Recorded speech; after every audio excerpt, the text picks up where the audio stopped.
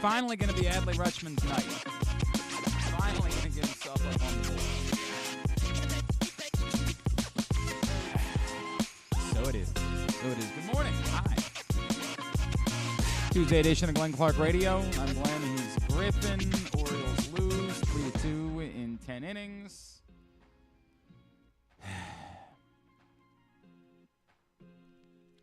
There's so much there. There really is, because a lot of it is what we talked about yesterday and what I wrote about. This thing where you're either going to hit home runs and win, or you're not gonna. I get it. Like, they're going to hit enough home runs, they're going to win a good amount of games. But just pretending like they're not getting on base, and that's not a problem because, hey, they win a lot of games. I hear you. You can certainly make yourself feel good about that. And I'm not trying to create like doom or gloom or anything along those lines. It's simple. They got to get on base more. I don't know why that's hard. It's like, for some people, if you say that, it's controversial. The point of getting on base is to score runs, and they've scored a ton of runs. Yes, because they've been hitting home runs. You're right. And if they can keep hitting home runs at an absurd clip, they'll probably be okay. You know what's crazy? I don't know if you guys have heard this. If someone gets on base, then the next person hits a home run, you get more runs. Nah. Yeah. What? It's wild. Wild, man. Got to dig into that a little bit more. Got to kind of flush that out, make sure that I've got all the facts Just a theory correct. right Yeah, right now I would say I don't want to go too far. I don't want to speak out of turn and suggest that, like, I know everything, but, like, I am to understand if there's a runner on base. You watched that conspiracy movie Moneyball, didn't you? That is conspiracy-driven, isn't it? It is conspiracy-driven. Look, man, I'm not. I don't want to be too down on this. What do people get worked up about last night? I guess everyone was worked up that Corbin Burns left the game after 6 innings.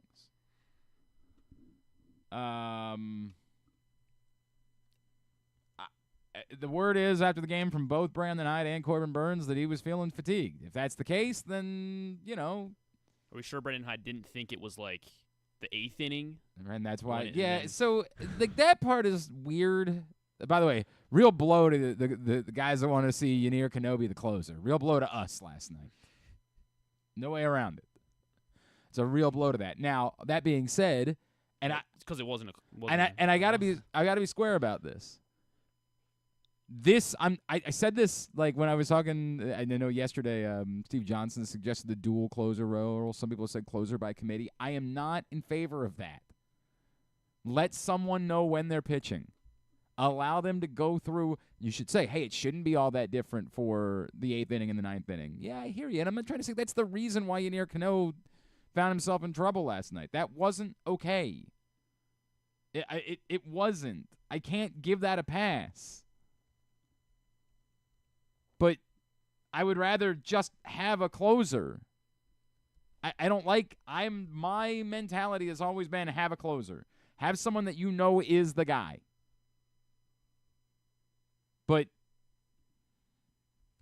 obviously it wasn't a good night. And for what it's worth, another good outing for Craig Kimbrell to make it 3 straight and probably gives them all the ammunition they need to go back to Craig Kimbrell as being the closer. Probably. I'm going to guess. Now, I don't know if that's tonight because, again, he's coming off a stretch in which he'll also have pitched 3 out of 4 games, so I don't know if they would turn to him tonight. Although, again, they used their top bullpen arms last night, so Jenny Klum only threw 1 pitch. So I guess that's true. I guess they would have that option. Yuck. Anyway, pulling Corbin Burns, and they did. I think some people want to read into it. Like, is there any chance that Corbin Burns has gone to the Orioles and said, look, man, here's what you're not going to do, is you're not going to throw my arm off as I'm going into free agency because you're not planning on signing me. I don't know. I'm not a conspiracy theorist. I'm not going to get involved with that. But for what it's worth, I mean, what was the Josh Hader thing? What was his deal? Is that you couldn't use me for more than 1 inning? Oh, my gosh. I didn't see that. No. Last year when he was last not year when he now was- when he was a free agent, there was like a deal where, or there was something like either it wasn't going to be more than one inning or he wasn't going to pitch. There was something with Josh Hader there where there was going to be some sort of a limit. Like there is something to be said for I don't trust you. I am going to think about my future, and if that was how Corbin Burns felt, it'd be hard for me to blame him. And I don't think Corbin Burns. It's not like he's doing the Eric Bedard bit where he's saying, I will pitch 5 innings, and then I will be done. If you don't come get me, I'll take myself out of the game. Like, it's not that. I understand from afar why someone who's cruising, you're going to be disappointed by the fact that they only went 85 pitches. But, you know, if it's one, if everything is on the up and up and he really was fatigued, then, yeah, get him out of the game. Last thing you want to do is run the risk of Corbin Burns, particularly when you only have him for 1 year. Imagine running the risk of Corbin Burns' availability later in the season because you wanted to push him in one start. But this all comes back to one thing. They scored 2 runs. Yeah, they could have won the game. They scored 2 runs. If Adley Rutschman didn't hit a home run, they didn't score.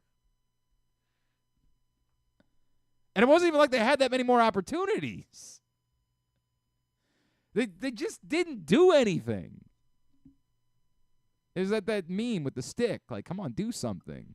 Like, do something. Maybe you can point to, Barrios has always had a lot of success against the Orioles. And but Ryan Mountcastle's always had a lot of sex against sex? Did I say sex?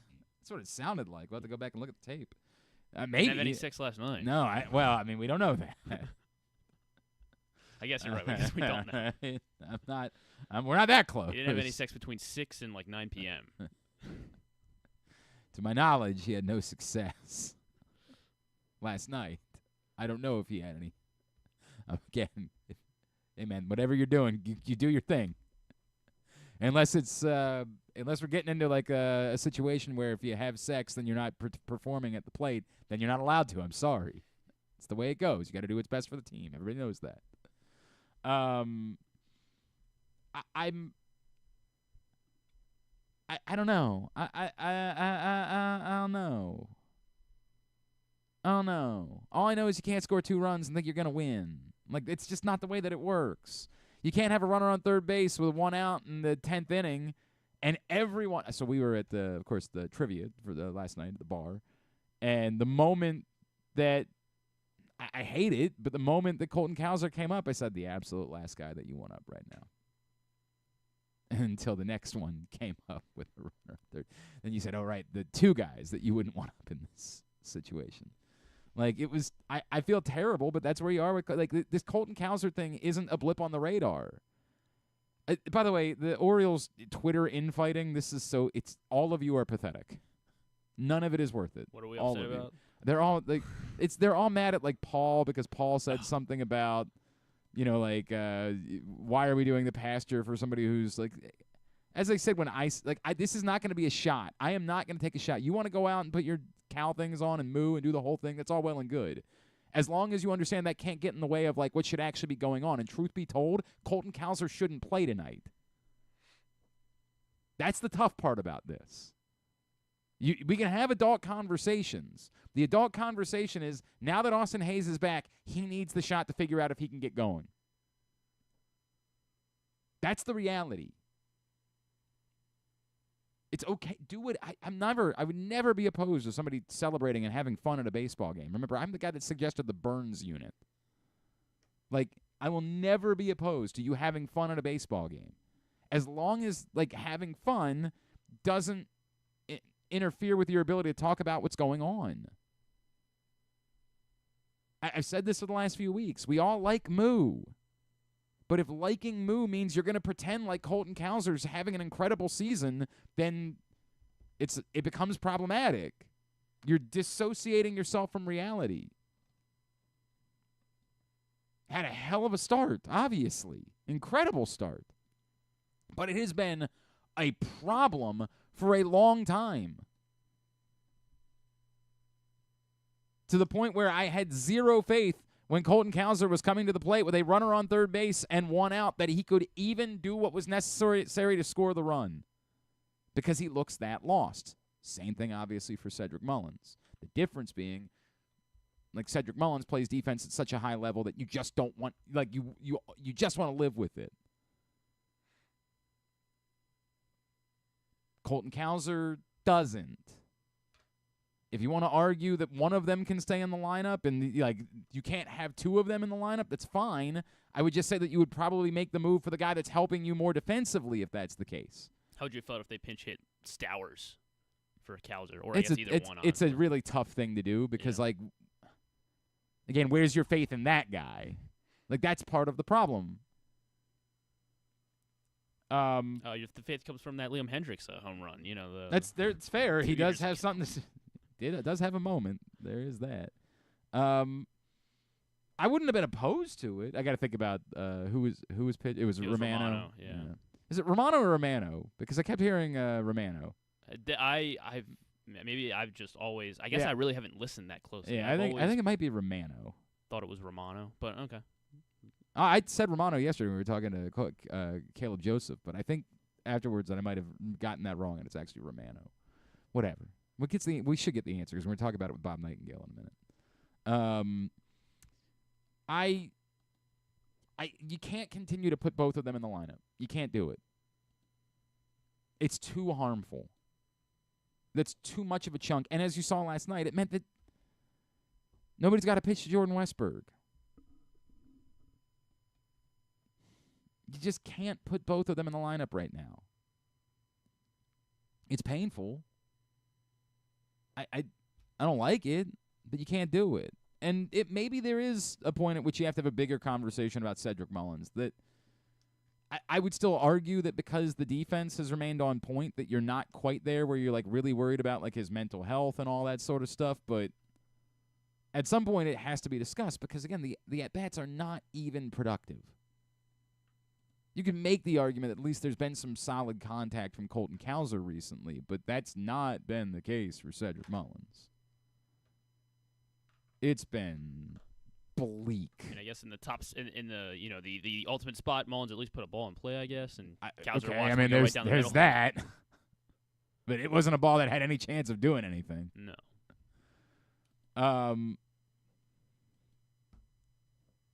I don't think you continue to put.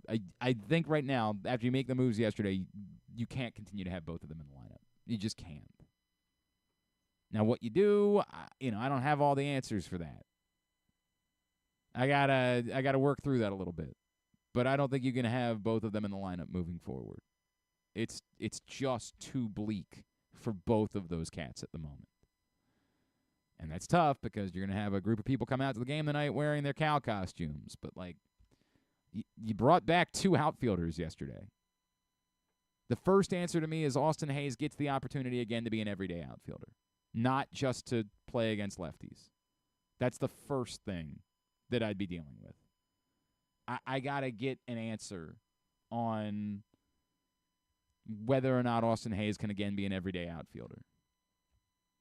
Because when he's on, he's too good and he's too helpful. That's the first thing that I'm doing. It's easy to say, well, he'll definitely be in the lineup tomorrow because they're facing Kikuchi. But he needs to be in the lineup, to me, every day right now. Get that answer. Scratch that itch with Austin Hayes. The reason why he was moved out of the lineup is because Colton Cowser was pulverizing the ball and demanded the opportunity to play every day. But that's no longer the case. He's not demanding it anymore. So there's no reason to me, if it wasn't going to be Heston Kjerstad, if you weren't going to do another experiment, then it's time to go back to Austin Hayes and figure out if what we saw at the beginning of the season was simply a blip on the radar because he was hurt.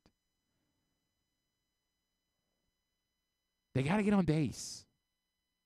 I mean, I can't shake that. They have to get on base. There cannot be so many empty at-bats during the course of a game.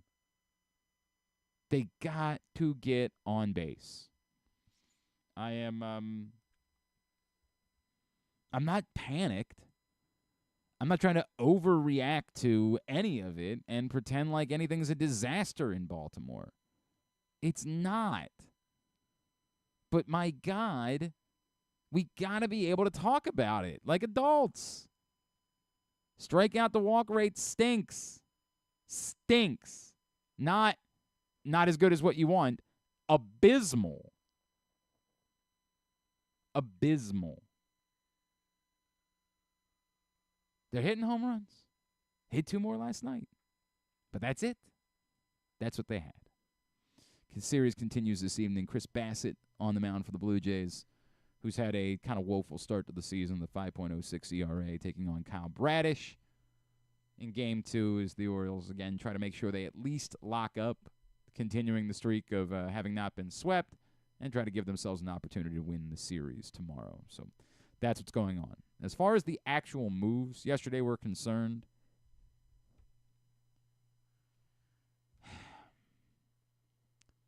look, the Ryan McKenna thing, there's no justifying Ryan McKenna's roster spot. There's just not. There was never a justification for him to be on the roster. Will somebody take a chance on Ryan McKenna? I don't know. We'll find out. If they do, I'll live. I get it. You'll see guys that, Tyler Nevins being productive for the Athletics. There are teams that can withstand some of the growing pains to give someone an opportunity. I don't think the Orioles can. And I don't think that there's anything about Ryan McKenna that makes you say it would have been worth it. It's just kind of what it is. If no one takes a chance, they could get him back. But I'll live if that's the case. Like, to me, this goes back to the Jake Arrieta thing was painful, right? Like, it was painful to watch Jake Arrieta go somewhere else and succeed. But we can't do revisionist history. At the moment, the Orioles needed a roster spot. They needed someone that could help. They were trying to win. Jake Arrieta wasn't helping them, and they were out of options. So they traded him. So we can, again, look at that trade and say, boy, look how much the Cubs won that deal. But everyone that was outside at that time knows the reality. I can live with the results because the decision-making process was correct. You can criticize development. You can criticize the failure to get out of Jake Arrieta what it is that they got out of him in Chicago. Criticize that all you want. But the actual decision that was made to trade him, I won't do that. I'll say that all the time. The Orioles made the right decision yesterday. There was no justifying Ryan McKenna's roster spot. You couldn't. So, all good. The Heston Kjerstad thing, it's a more complicated conversation. I understand the frustration. Why have him here if he's not going to be used? At the same time, as we said at the moment, who are you sitting to use him? You had a glut of players who performed against right-handed pitching, and you didn't want any of them out of the lineup. In hindsight, should it have been Stowers the first time? Did they feel like, hey, maybe we owe this to Heston Kjerstad because we didn't do it out of spring training? But this was kind of always going to be the problem. Who were you going to sit in order to play Heston Kjerstad? It goes back to in hindsight, should moves have been made in the offseason? It's easy to have that conversation. It doesn't take a genius to be able to do hindsight. It's what Captain Hindsight from South Park. It's easy to have that. At the moment, I don't know what the answer was. The Orioles say, look, it's not, we just want him to get regular bats. Yeah, I get it. You want him to get regular bats. You want him to play regularly. It's a fine line between what's best for bringing a prospect along and the development of that prospect and the development of that baseball player versus what's best for trying to win a World Series. I don't know. I don't know what the answer is. I think they had to do this. I don't think they could if the answer was going to continue to be that Heston Kjerstad was going to sit, I think they had no choice. I think they needed to get him regular at bats.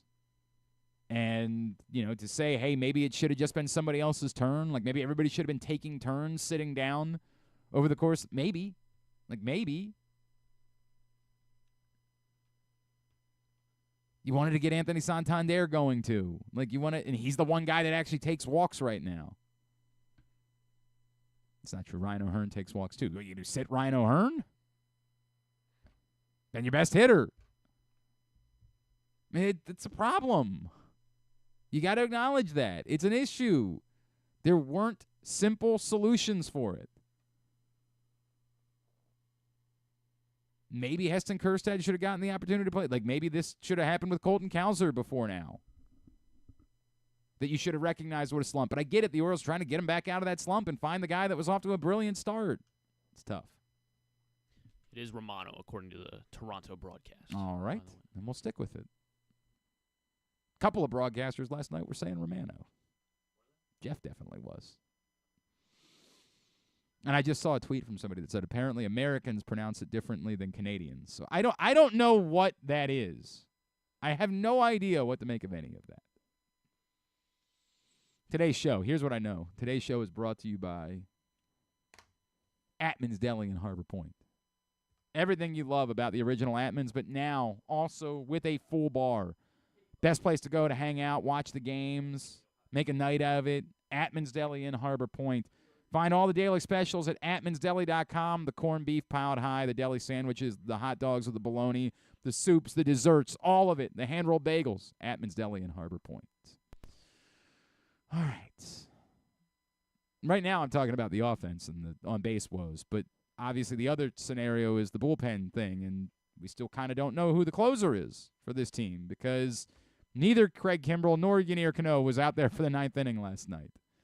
Joining us now here on GCR, he's got some suggestions and did a little reporting about what the Orioles maybe could be looking at moving towards the trade deadline. Of course, friend of ours from USA Today, longtime MLB writer. He is our friend, Mr. Bob Nightengale, and he's back with us now here on GCR. Bob, it's Glenn in Baltimore. It's always good to catch up with you. Thank you for taking the time for us this morning. Sure, my pleasure. Bob, I guess we start with this. The first thing that I feel was relevant from what you wrote about this weekend is the Orioles are clearly looking at the bullpen market and specifically the closer market and recognizing the issue that's on their hands. Yeah, I mean, I think even when they, went out and got Craig Kimbrell, everybody kind of, rolled their eyes like, okay, he's a nice little stopgap, but you can't count on that all season long. I mean, we saw what happened with the Phillies last year. Blew a couple of saves, might have cost them the World Series. The Dodgers didn't have their playoff roster a few years ago. Boston didn't use him, down the stretch when they won the World Series. So just with, age and everything else, that he can get you by for a while, but you still need, that big horse come playoff time. And I completely agree with that. It's why I was inclined to let Yanier Cano have the opportunity, right? See if maybe you could solve it internally, and that makes the price less for the trade deadline, because I agree. I think Craig Kimbrell can be helpful. I think he can be a part of this. He's had 3 really good appearances lately. I just don't think he's ever going to be the type of workhorse closer that you really want if you want to try to go win a World Series. No, I don't either. I remember even last year before the playoffs started, talking to Phillies people, and I said, the guy I worry about is Kimbrell closing the games in the playoffs. And they said the same thing, that we think is going to, he's going to, blow at least one game, if not 2, come postseason time. Mm-hmm. And sure enough, it happened. Happening against the Diamondbacks, and like you said, they, cost him a chance to get to the World Series. So, like you said, he's pitched very well in non-pressure situations lately. Certainly he was lights out there for a while. I think that surprised everybody. But I think if you want to win the World Series, you got to go get that big time closer. So let's talk about the three names that you reported that the Orioles have their eyes on. I'll begin with the one that we saw last night, obviously, here in Baltimore, who looked pretty good for 2 innings. Jordan Romano's contract is up at the end of the year. I guess the first question is, are the Blue Jays, are they going to get to a place where it's bad enough that they have to be sellers? And then 2, because I don't think somebody can make an argument, hey, they might trade him anyway, even if they don't have to be, but I don't think you would do that in division if you're still alive. And then I guess 2, what would the cost? I mean, Jordan, I separating, Mason Miller, who's going to be extraordinary, Emmanuel Clase, who would be extraordinary. Would Jordan Romano probably be like the top of the list of the reasonable closers that could be available for rental, and what might the price of that be?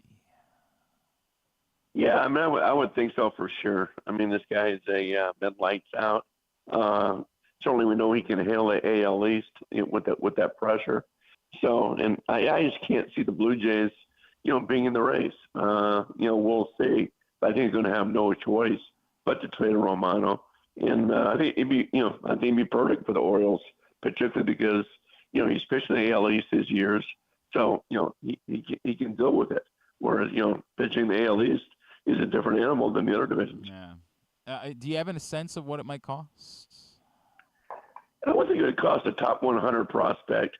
2 or 3 prospects, one guy probably a top 100, and then go from there. Because it won't cost a real ton just because it's strictly a rental player, and everybody knows that. Yeah, that's a very fair point. We're chatting with Bob Nightengale from USA Today here on GCR. Ryan Presley, obviously, we gotten used to him closing games the last couple of years. He's been very successful. They go out and they get Josh Hader this year. Again, it seems to make sense. Is there any Kimbrel-esque concern there, given Ryan Presley's age, that maybe the Astros were thinking ahead a little bit and saying, hey, the workload could prove to be a problem for him moving forward? No, that's a fair point. If he was really lights out and they had no concerns, they wouldn't have signed Josh Hader a $95 million contract. Now he's our setup guy. He's just been very, very fair, but not great this year. A little bit like when Kimbrel went to Chicago, they moved him to the 8th inning role, and he was terrible. Presley hasn't been terrible, but certainly hasn't been great either. So I would think the price tag for Presley, would be probably the least amount for among all those closers, because you're exactly right. You're not 1,000% guaranteed that this guy's going to pitch lights out all postseason. Sure. And then Ryan Helsley, the other name you bring up in St. Louis, someone who's having a very good season at this point, numbers wise. Maybe not quite the same experience in those types of spots, right? I think that Romano would probably be higher on the list, but an intriguing name that would seem to be available. Yeah, at least with Helsley, you get him for an extra year or 2. He's on free agents after 2025. So even when the closer comes back next year, you can slide him into the 8th inning role. So yeah, I mean he's a very solid guy. But the price tag, would be probably closer to Romano just because you're talking about 2 years and not just a few months. That's fair. Is there anyone that, again, you didn't report because, you don't know that the Orioles are keeping an eye on, but is there anyone else in the relief market that you would say, hey, this would make sense? Again, I keep separating Mason Miller. I just don't think there's any possibility of that because of the extraordinary price. But you can tell me if you think there's any world I'm wrong, Bob. And then is there anybody else that just could kind of make sense to you as someone the Orioles could be monitoring going towards July? Yeah, I'm sure there are. There are probably some guys that are, pitching in the 7th inning, 8th inning right now that the Orioles are thinking, we think closed out games, that sort of thing. We'll see who falls out of it. Maybe somebody falls out, real late that they like. But pitching the postseason as a closer is just a different animal. So I think those guys on top of the list. I agree with you. I think Miller, if you're for Oakland, the Miller price tag has got to be very, very high. And, hey, who knows whether he can do it in the postseason. I think Romano is the surest bet of all those guys. It seems to make a whole heck of a lot of sense to me. And That's why the Orioles need to keep beating the Blue Jays this week to make sure that they end up out of the race so that they can maybe go find their closer later on this season. Bob, is it the biggest separating factor for you as far as the Orioles being a good team and being a team that can win a World Series? Is addressing the back end of the bullpen the biggest difference for you at this point? Yeah, to me it is. I mean, I thought, I picked the Orioles to win the World Series this year. I think they have the most talent. And that was the only thing that concerned me is it is a closer situation. Be completely different with Batista there. So, but yeah, I think they have to go, into the postseason with a bona fide closer, and they, otherwise, you lose those type of games. They're heartbreaking in the regular season. Yeah. They can just be devastating in the postseason. What about I've brought it up a couple times. They are in the bottom third of all of baseball in on-base percentage, which it's mitigated by the fact that they lead the American League in runs scored because they've been hitting so many bloody home runs. Any concern about their utter reliance on the home run ball at this point? Well, you certainly, you can't rely on it all season. You certainly can't rely on in the postseason. You need to, get on base, manufacture runs. If you sit back and wait for the home runs, you're going to lose. That's what happened last year to San Diego Padres. Yeah. They sat back and waited for the home runs, and they never did make the playoffs. So, yeah, but it's such a young team.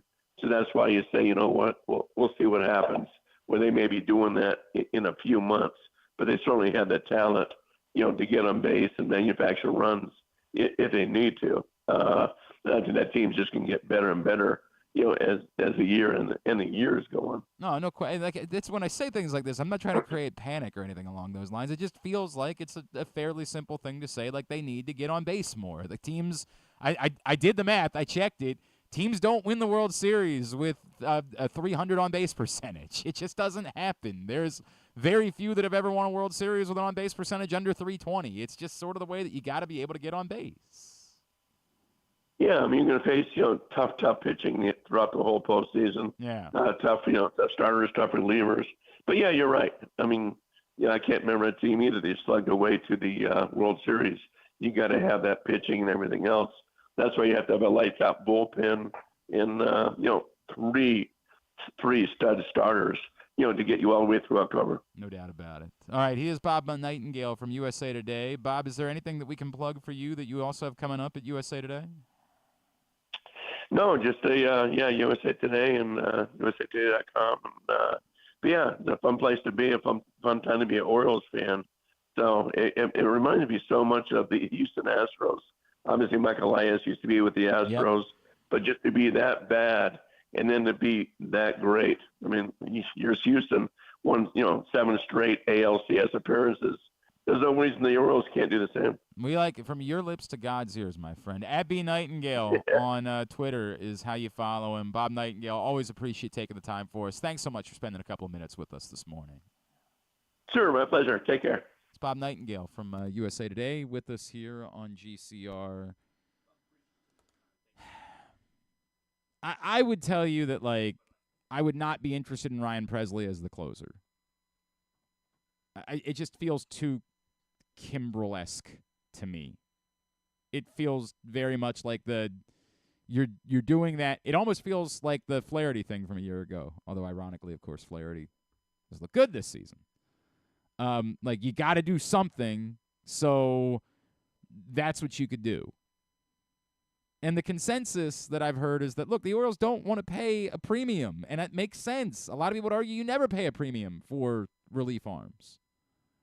So, Presley would be available for a pretty small price, right? As long as the Astros don't suddenly wake up and remember they're the Astros. But I think you got to do better than that. Of that group that he said the Orioles have their eye on, Ryan Helsley,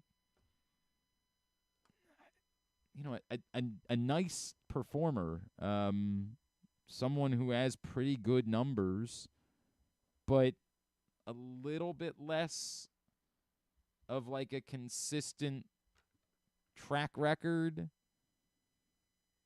for me to be confident in him being that guy. I mean, I know he was the closer when they weren't bad the entire time he's been the closer. And again, as you pointed out, you got the extra year of control, so you'd probably have to pay a little bit more. And if that's the case, if the price is a bit similar, I'd probably be inclined to pursue Romano of that group. That's my gut. My gut is that's the guy of that group that I'd pursue. But, they don't have to make that decision today, and certainly the Blue Jays wouldn't be trading Jordan Romano today. They're going to try to ride this thing out for a little while and see if they can't stay in the race somehow, some way. We'll switch gears in 1 second. Patrick Stevens will join us. He's going to preview the quarterfinal round of the NCAA Lacrosse tournament. I guess I should have mentioned earlier. Still to come today, of course, Wes Brown, County Sports.Zone Radio. Plus, we'll talk some Preakness. Chad Brown, trainer of Tuscan Gold, will join us. Obviously, the Browns. I guess. Yeah. I guess. How's it not? I mean, it's 2. It's not like we have 7. Try to think of other Browns that we could have booked. Because we could have checked in to see how Orlando Brown is doing. I guess we could have really laid into it somehow, some way. Speaking of County Sports Zone, CountySports.Zone is the best place for you to find all the updates during championship season for high school sports. Scores, schedules, brackets, all there. Public school and private school for boys and girls lacrosse, baseball and softball. CountySports.Zone, proudly sponsored by your local Toyota dealer and buyatoyota.com. It's Tuesday. On Tuesdays, we talk college sports. Joining us now here on GCR from USA Lacrosse Magazine, the Washington Post. You follow him on Twitter at Discourse, D1S Course. He is my friend, Mr. Patrick Stevens, and he's back with us now here on GCR. Patrick, have you thawed out yet from the baseball game on Friday night? Yeah, I did manage to pull that off eventually. But that's one of those times that maybe sitting at the top of the upper deck isn't such a great idea. Patrick's favorite place to sit at a baseball game is very high up, and he's actually he's won me over on it a bit, right? Like you get the shade from the owner. You get it's especially good in the middle of the summer. Yes. You're in the shade. You get a little bit of a breeze up there. Yep. If you're in the last couple rows, you can see everything. You're obviously not at field level and hearing anything, but you have a good view of everything. Yes. You can see the scoreboard. You can see all the players. You can see the bullpens, everything.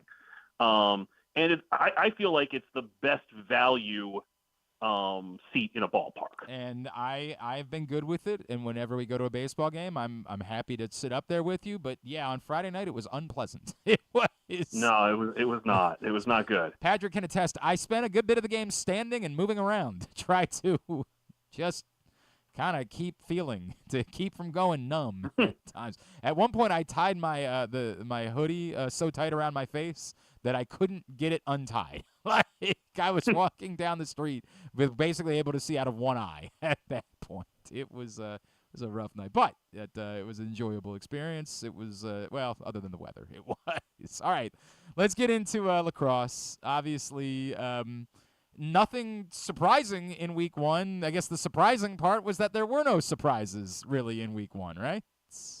Yeah, it was very, very chalky. First time since 2004 that we've seen all 8 home teams, all 8 seeded teams in the tournament advance.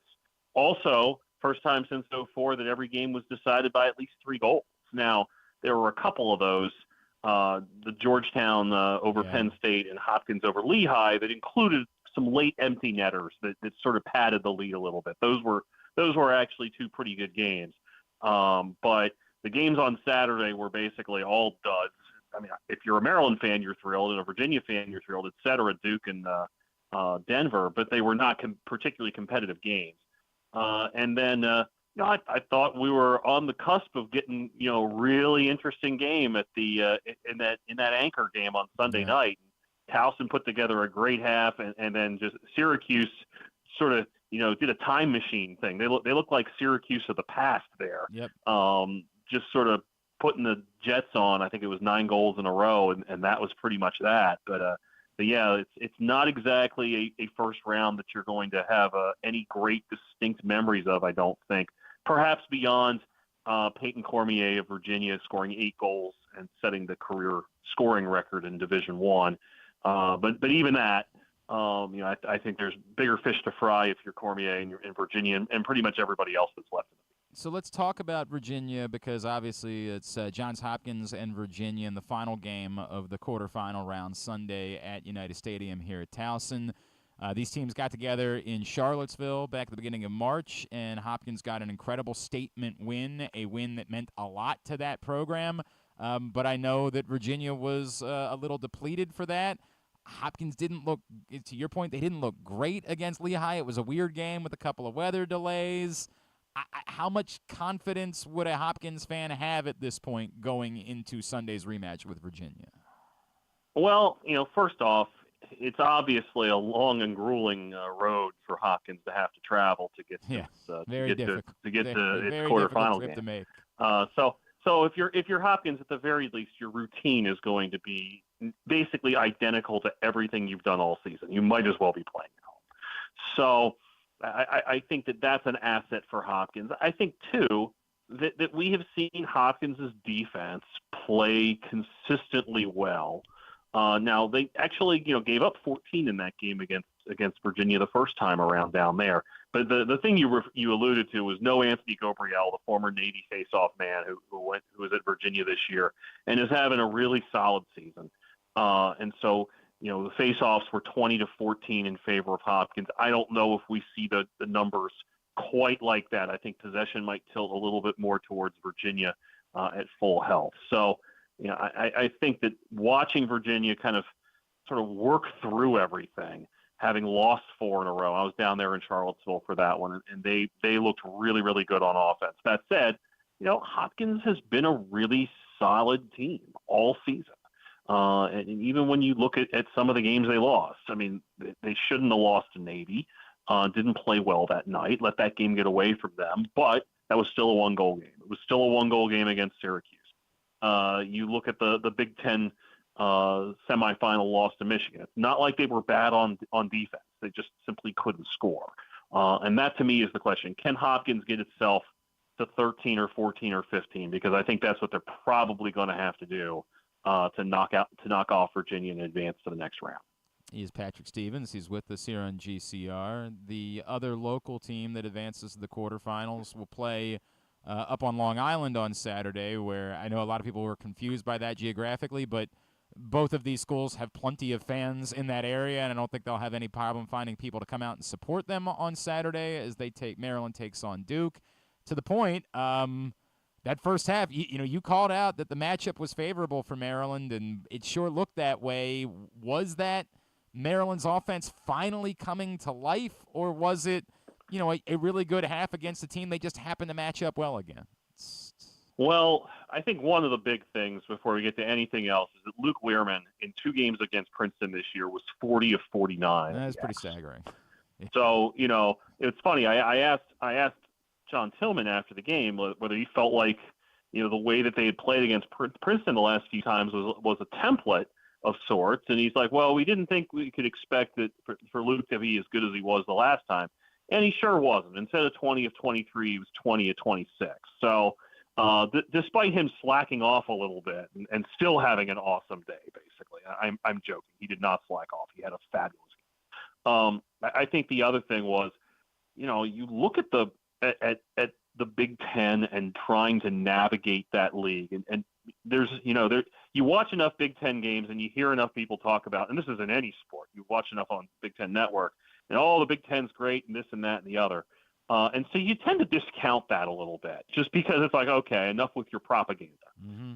But the one thing that is very striking about all 6 of those teams is they are extremely physical, and by the time you get done playing 6 or 7 or even 8 games against those sorts of teams, like all those Big Ten teams just did over the last 7 weeks or so.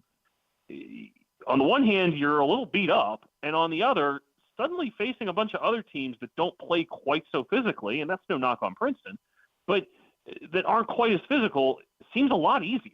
And I think that's a lot of what happened for Maryland, is that offensively they just weren't getting the snot beat out of them. And so, I think too, you had guys that emerged with really good games. I thought Eric Spanos playing attack after being at midfield most of the season. He started on attack for Braden Erkson, had 4 goals.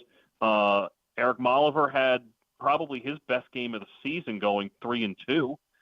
Jack Corus had 3 goals and 2 assists. So they spread it around as well, and just didn't put that much pressure on their defense. And I also think that kind of watching the Princeton defense, I'm not sure that Princeton's goalie was seeing the ball that well. And so I think they probably caught a little bit of a break. It's frankly the same thing that happened last year to Maryland's goalie Ruppel in the exact same game on the basically the Saturday first round night game. I think he had trouble seeing the ball a little bit too. So I think that was probably a little bit of a bonus for Maryland, but I'm not sure that really ultimately made a huge difference in the final outcome, because they played really, really well, and the face-offs obviously went a long way to helping solve that. Presumably not going to be that easy against Duke on Saturday. Yeah, I mean, first off, like, Maryland hasn't played this well on offense all season. Yeah. So can they replicate it? I mean, I think it's more likely that you see Maryland play a game where they're at 10 goals plus or minus 2, one way or the other. But I'll tell you this too, like, Duke is a team that is all over the place. Duke has consistently played really well coming off of losses like they were this past week, when they just basically boat raced Utah from the start. You think back to the way that they played in the ACC tournament against Syracuse, really inspired coming off the Carolina loss. You think about the way that they clubbed Virginia coming off the loss to Notre Dame, the way that they sort of smothered Denver coming off a loss up at Syracuse, the way they played against Princeton coming off a loss to Penn. And when they haven't been coming off of losses, they've been a lot more erratic. And so that doesn't mean that they're not good, and it doesn't mean that they can't win this game going away. But Duke has been sort of an even more maddeningly inconsistent, I think, than even a Maryland has been. I think their ceiling is much, much higher. If really good Duke shows up, they're going to be playing on into the final weekend. So there are 2 other games this weekend that don't involve local teams. One of them will be played here at Towson. Syracuse-Denver is the first game on Sunday. And by the way, both of these, again, if whatever disappointment there is about the fact that it was chalk in round 1, these are really good matchups, obviously, in the quarterfinal round. And they're games that all feel like fairly even to me. I guess let me start by getting your thumbnail on Syracuse-Denver. Great contrast, right? Like, I mean, Syracuse, as we saw in that second half, is built to score. And it's not just Joey Spallina. It's Finn Thompson. It's Michael Leo. It's Owen Hiltz. Go down the list of all these dudes that are really good. You think about the impact of a guy like a Jake Stevens, the grad transfer from Princeton, who I think is one of the most valuable players in the country. Think of him. I don't think he's quite the same impact as Brian Tevlin had on Notre Dame last year, just because of everything that Tevlin did. But he's pretty close. Yeah. He's clearly one of the most valuable players in the country. And then you look at Denver, a team that is built on defense. Matt Brown, the longtime offensive coordinator. I think it's kind of funny that he takes over for Bill Tierney this year and has a team that's winning games 7-4 and 9-6. But they had a great game the other day against Michigan. They put 16 on the board out in the Mile High City. So this is actually Denver's 4th trip to the Baltimore area since January. They scrimmaged at Navy. Yeah. They played at Hopkins. They played Duke at Archbishop Spalding, and now this. So plenty familiar with the terrain. I think that's a game that the more goals we see, the more it favors Syracuse. If this thing is like a 11-9 type of game, I think Denver can stay in it. So certainly a game I'm looking forward to seeing. I have not seen Syracuse in person this season, have seen Denver, and think that's a great contrast in style. And then the first game of the weekend, Georgetown against the top seed Notre Dame. Yeah, I mean, Notre Dame did not play a great first half the other night against Albany, and I feel like the 2 bad things for Georgetown is that Notre Dame's probably going to be cranky that it didn't play well for a half before it put away Albany, and it's going to be cranky because it lost to Georgetown for its only loss of the season back in February. So you get the Kavanaughs back on Long Island. Notre Dame, a team that has played it at a really consistent level. Georgetown has had a habit of maybe not starting all that great and eventually figuring it out. They needed a rally to go to overtime and win both of their Big East tournament games. They were down by 5 to Penn State before they figured things out. They don't seem fazed by stuff, which is really good. But they're probably going to have to play maybe their best or second best game of the season to be able to knock off the Irish, even if we saw a Notre Dame team that did not look like world beaters for most of the game on Sunday. I want to point out again that for people that have been tempted to say that this is like an otherworldly Notre Dame team, they were tied in the fourth quarter in 3 games in April. That's fair. And so that's not to say they're not really good. That's not to say they're not the best team in the country. They're not to say they're not the most consistent team in the country. But I don't think that this is an unbeatable Notre Dame team. I just believe you're going to have to play really well to beat them. I think everybody else still left in the field has a little bit of erratic play in them. And I don't think Notre Dame is going to play much worse than it did in that first half against Albany against anybody. All right, it's time for our game. Can Patrick Stevens name all of the MLB teams this player has played for or managed? And as I said, we're out of 4-team managers, so I've got a solution. And this week it's actually a perfect solution because our first option is going to be someone that kind of fits the bill in both ways. It's someone who played for 3 teams and managed 3 teams, was an all-star as a player, and played through to 1985, so kind of fits the bill. One of the teams that he played for and managed is the same. So I'm looking for 5 total teams between playing career and managerial career for Mike Hargrove. Mike Hargrove, the managerial teams for Mike Hargrove are Cleveland, who he played with for sure. That's correct. Okay, and he managed Baltimore and he managed Seattle. Absolutely right. So there's 2 other teams that he played for in the 1970s. Okay, he played for Texas for sure. For 5 seasons, and then a half a season somewhere else. I don't remember where else he played. So I'm going to just toss out Montreal for the fun of it. Not a bad one. San Diego was the answer. San Diego. The other spot. Next up, we go to a pitcher is next on our list, and a 5-team guy. And he was an all-star 5 times. 6 times. Oh, my gosh, 6 times. 5 teams for Rusty Staub. Rusty Staub was definitely in Montreal. Yep. Was definitely a New York Met. Of course. Rusty Staub was in Houston, correct? For 6 years. Rusty Staub was in Detroit. For 4 seasons, and there is a 1-season stop in 1980. 1-season stop in 1980. I don't know why I said Rusty Staub Staub was a pitcher, by the way. I have no idea. I just realized it. I don't know why I said that. I skimmed right. I skimmed right over that too. So Rusty Staub's single season in 1980, huh? Yep. How about I peg him as a White Sox? No, not a White Sox. It was a Ranger. A Ranger for 1 season. And then 4 teams for the great Bucky Dent. Oh, okay. Well, this is going to be a little harder, right? Like, I honestly don't know beyond. He was obviously a Yankee, right? Of course, he was a Yankee. Of course, he was a Yankee. Bucky Dent's other teams? Yes, he was an all-star in one of these spots. Okay, was he in Texas? Was in Texas in the 82 and 83. Okay.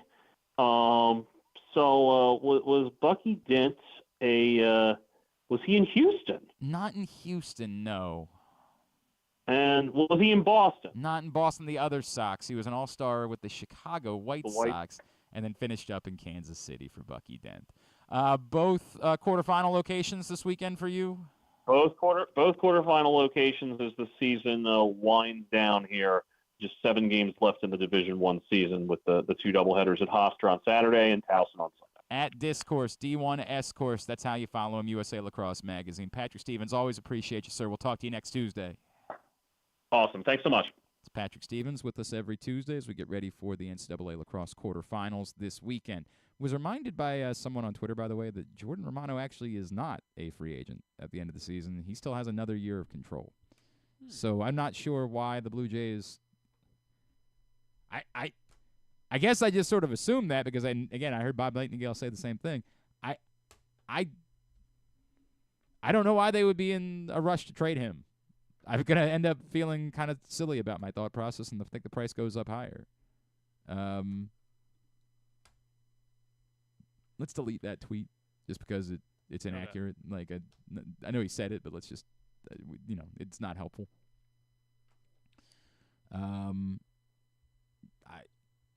If they want to trade him, I'm still listening. But yeah, he's not an unrestricted free agent until 2026. Did he start it? Did he not come into baseball until he was 26? Is that the story there on Jordan Romano? This is what happens when you're not paying. Right. His first season was 2019. And at that point, he was 26 years old, yeah. Okay. So that's the reason. That's the answer. But Jordan Romano.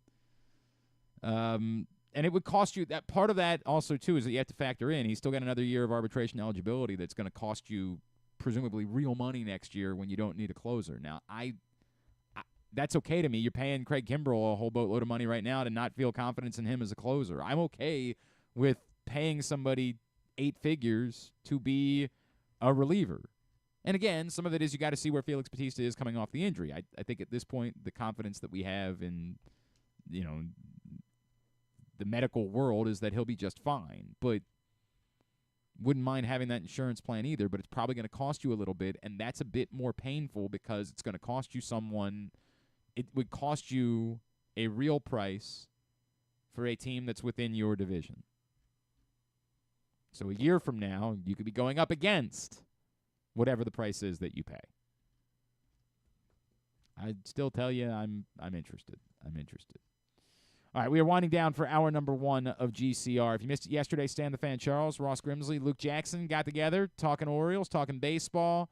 You can find that right now, Facebook.com/PressBoxSports, YouTube.com/PressBoxOnline, or PressBoxOnline.com/video. We're going to talk some Preakness when we come back in. Chad Brown, trainer of Tuscan Gold, joins us next. One of the 9 horses in the field for Saturday's run for the Black-Eyed Susans. That's right here on GCR.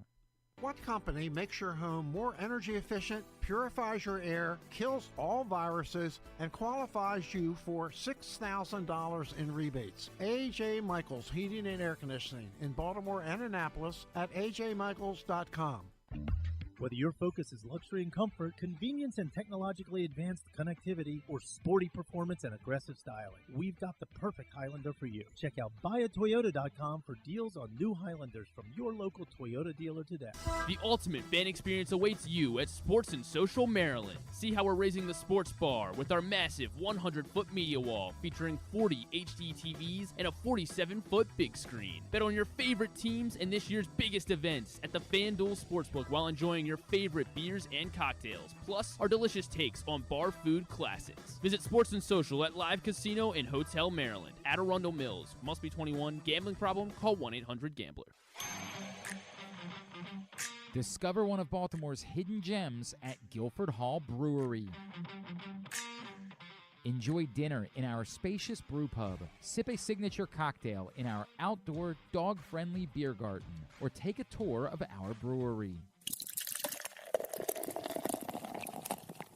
Discover your new favorite local craft beer. From crisp lagers to hoppy ales, there's something for everyone to enjoy. Pair your brew with delicious appetizers and entrees. There are options for the whole family, but you have to try our fan-favorite giant pretzel. Guilford Hall Brewery, where every sip is a celebration. Visit us online at guilfordhall.com.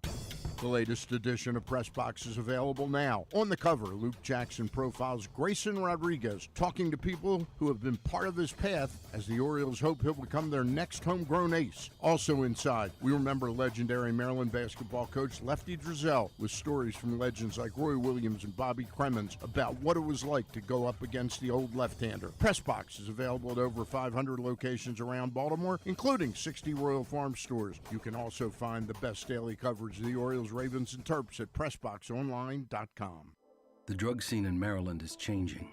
Fentanyl and xylazine are being added to street drugs, and you may not even know it. Xylazine is not even intended for humans, And fentanyl is an opioid 50 times stronger than heroin and contributed to over 80% of overdose deaths in our state. Anyone who uses drugs, even occasionally, is at risk of overdose. To learn more, visit stopoverdose.maryland.gov or call or text 988. The Ed Block Courage Award Foundation has been working in partnership with the NFL for 46 years to support abused, neglected, and at-risk youth across the country, partnering each team with a children's facility or program that supports the well-being of those in need. Annually, one player from each team is selected by their peers to receive the Courage Award for their inspiration on and off the field. Learn more about how the Ed Block Courage Award Foundation makes a difference, and be sure to check out their latest podcast and web series episodes at edblock.org.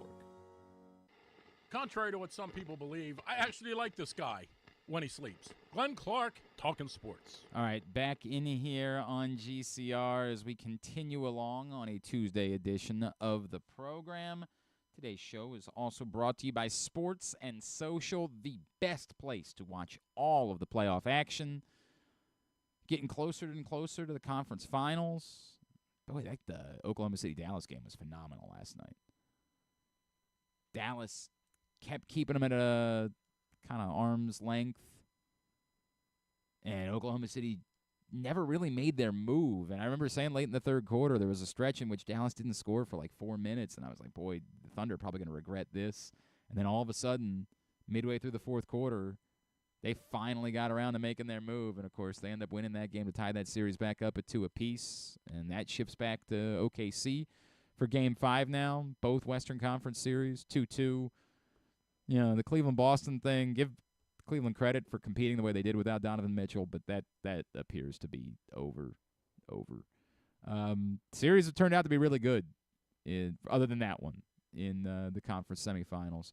Best place to watch all of them is at Sports and Social, and don't forget, you can always watch all the UFC fights, all the big boxing fights, like Tyson Fury this weekend, and, of course, this summer, whatever you want to call Jake Paul, Mike Tyson, you can watch it at Sports and Social.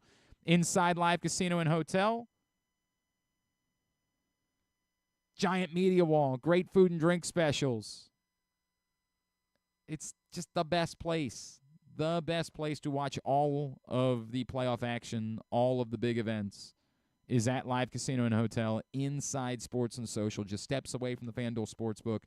You can reserve your table by going to their website, reserve your blue reclining chair by just stopping by the FanDuel Sportsbook and letting them know when it is that you want to be there. All right, couple of things. Chad Brown's scheduled to join us in a bit. I talked about last night. I have no idea how I feel. This is the real fun part about the playoffs at the moment, is I feel like the NBA champion is going to come out of the Western Conference. And yet, I genuinely can't even tell you who's going to be in the Western Conference Finals. I get that we pivoted back because of how the last 2 games have gone in Minnesota to believing that it's going to be Denver in that series, and deservedly so. They've looked great the last 2 games. They get to go back home. You would think that they've solved all their problems. Give Michael Malone credit. They got the extra time off last week, and they took advantage of it, and they've looked like a completely different team.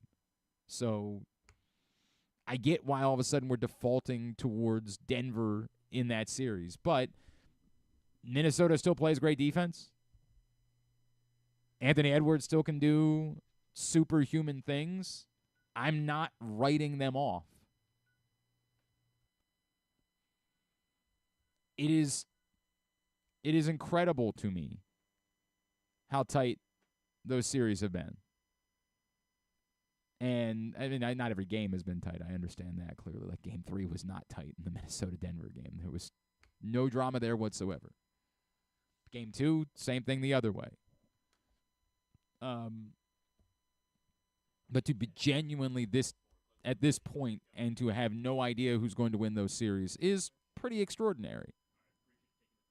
Really quite extraordinary. And I don't know what to make of New York, Indiana either. I guess you still favor the Knicks because they are going back home, but, boy, they got drubbed, and they got to shake that off. Let's talk a little Preakness right now. I just saw that this horse just arrived this morning here in Baltimore as they get ready for a run on Saturday over at Pimlico. He is, of course, a man that's won a couple of these over the years, the Preakness. He is trainer Chad Brown. The horse is Tuscan Gold, and Chad is with us this morning here on GCR. Chad, it's Glenn in Baltimore.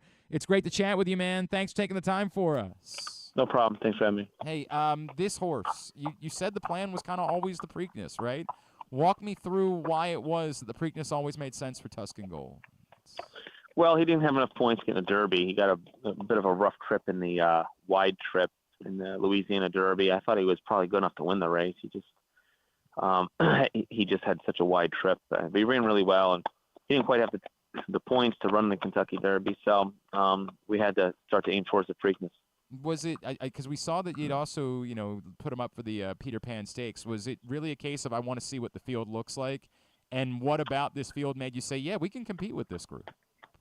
Yeah, I wanted to give myself an option because obviously the Peter Pan's a prep for the Belmont Stakes, which is going to be at Saratoga this year. So, but after I kind of looked at it, I went from my first instinct, which was point towards the Preakness. Chad Brown is with us here on GCR, is getting ready for Tuscan Gold to run Saturday in the Preakness. Chad, you mentioned the Louisiana Derby obviously ended up being a third-place finish. Did you feel like what you saw from that horse, if you had gotten a better trip that day, you would have won that race? I really do. He was brutally wide trip all the way around there and still hung on to third, close third. So, it happens sometimes. You just don't quite get the trip you're looking for. But, he's drawn 8 in here out of 9, so he's posted, near the outside. And I just hope not to get too wide of a trip again. That's really the key. Tyler Gaffalione, obviously, we all know the talent of Tyler. Why is Tyler the right fit for Tuscan Gold?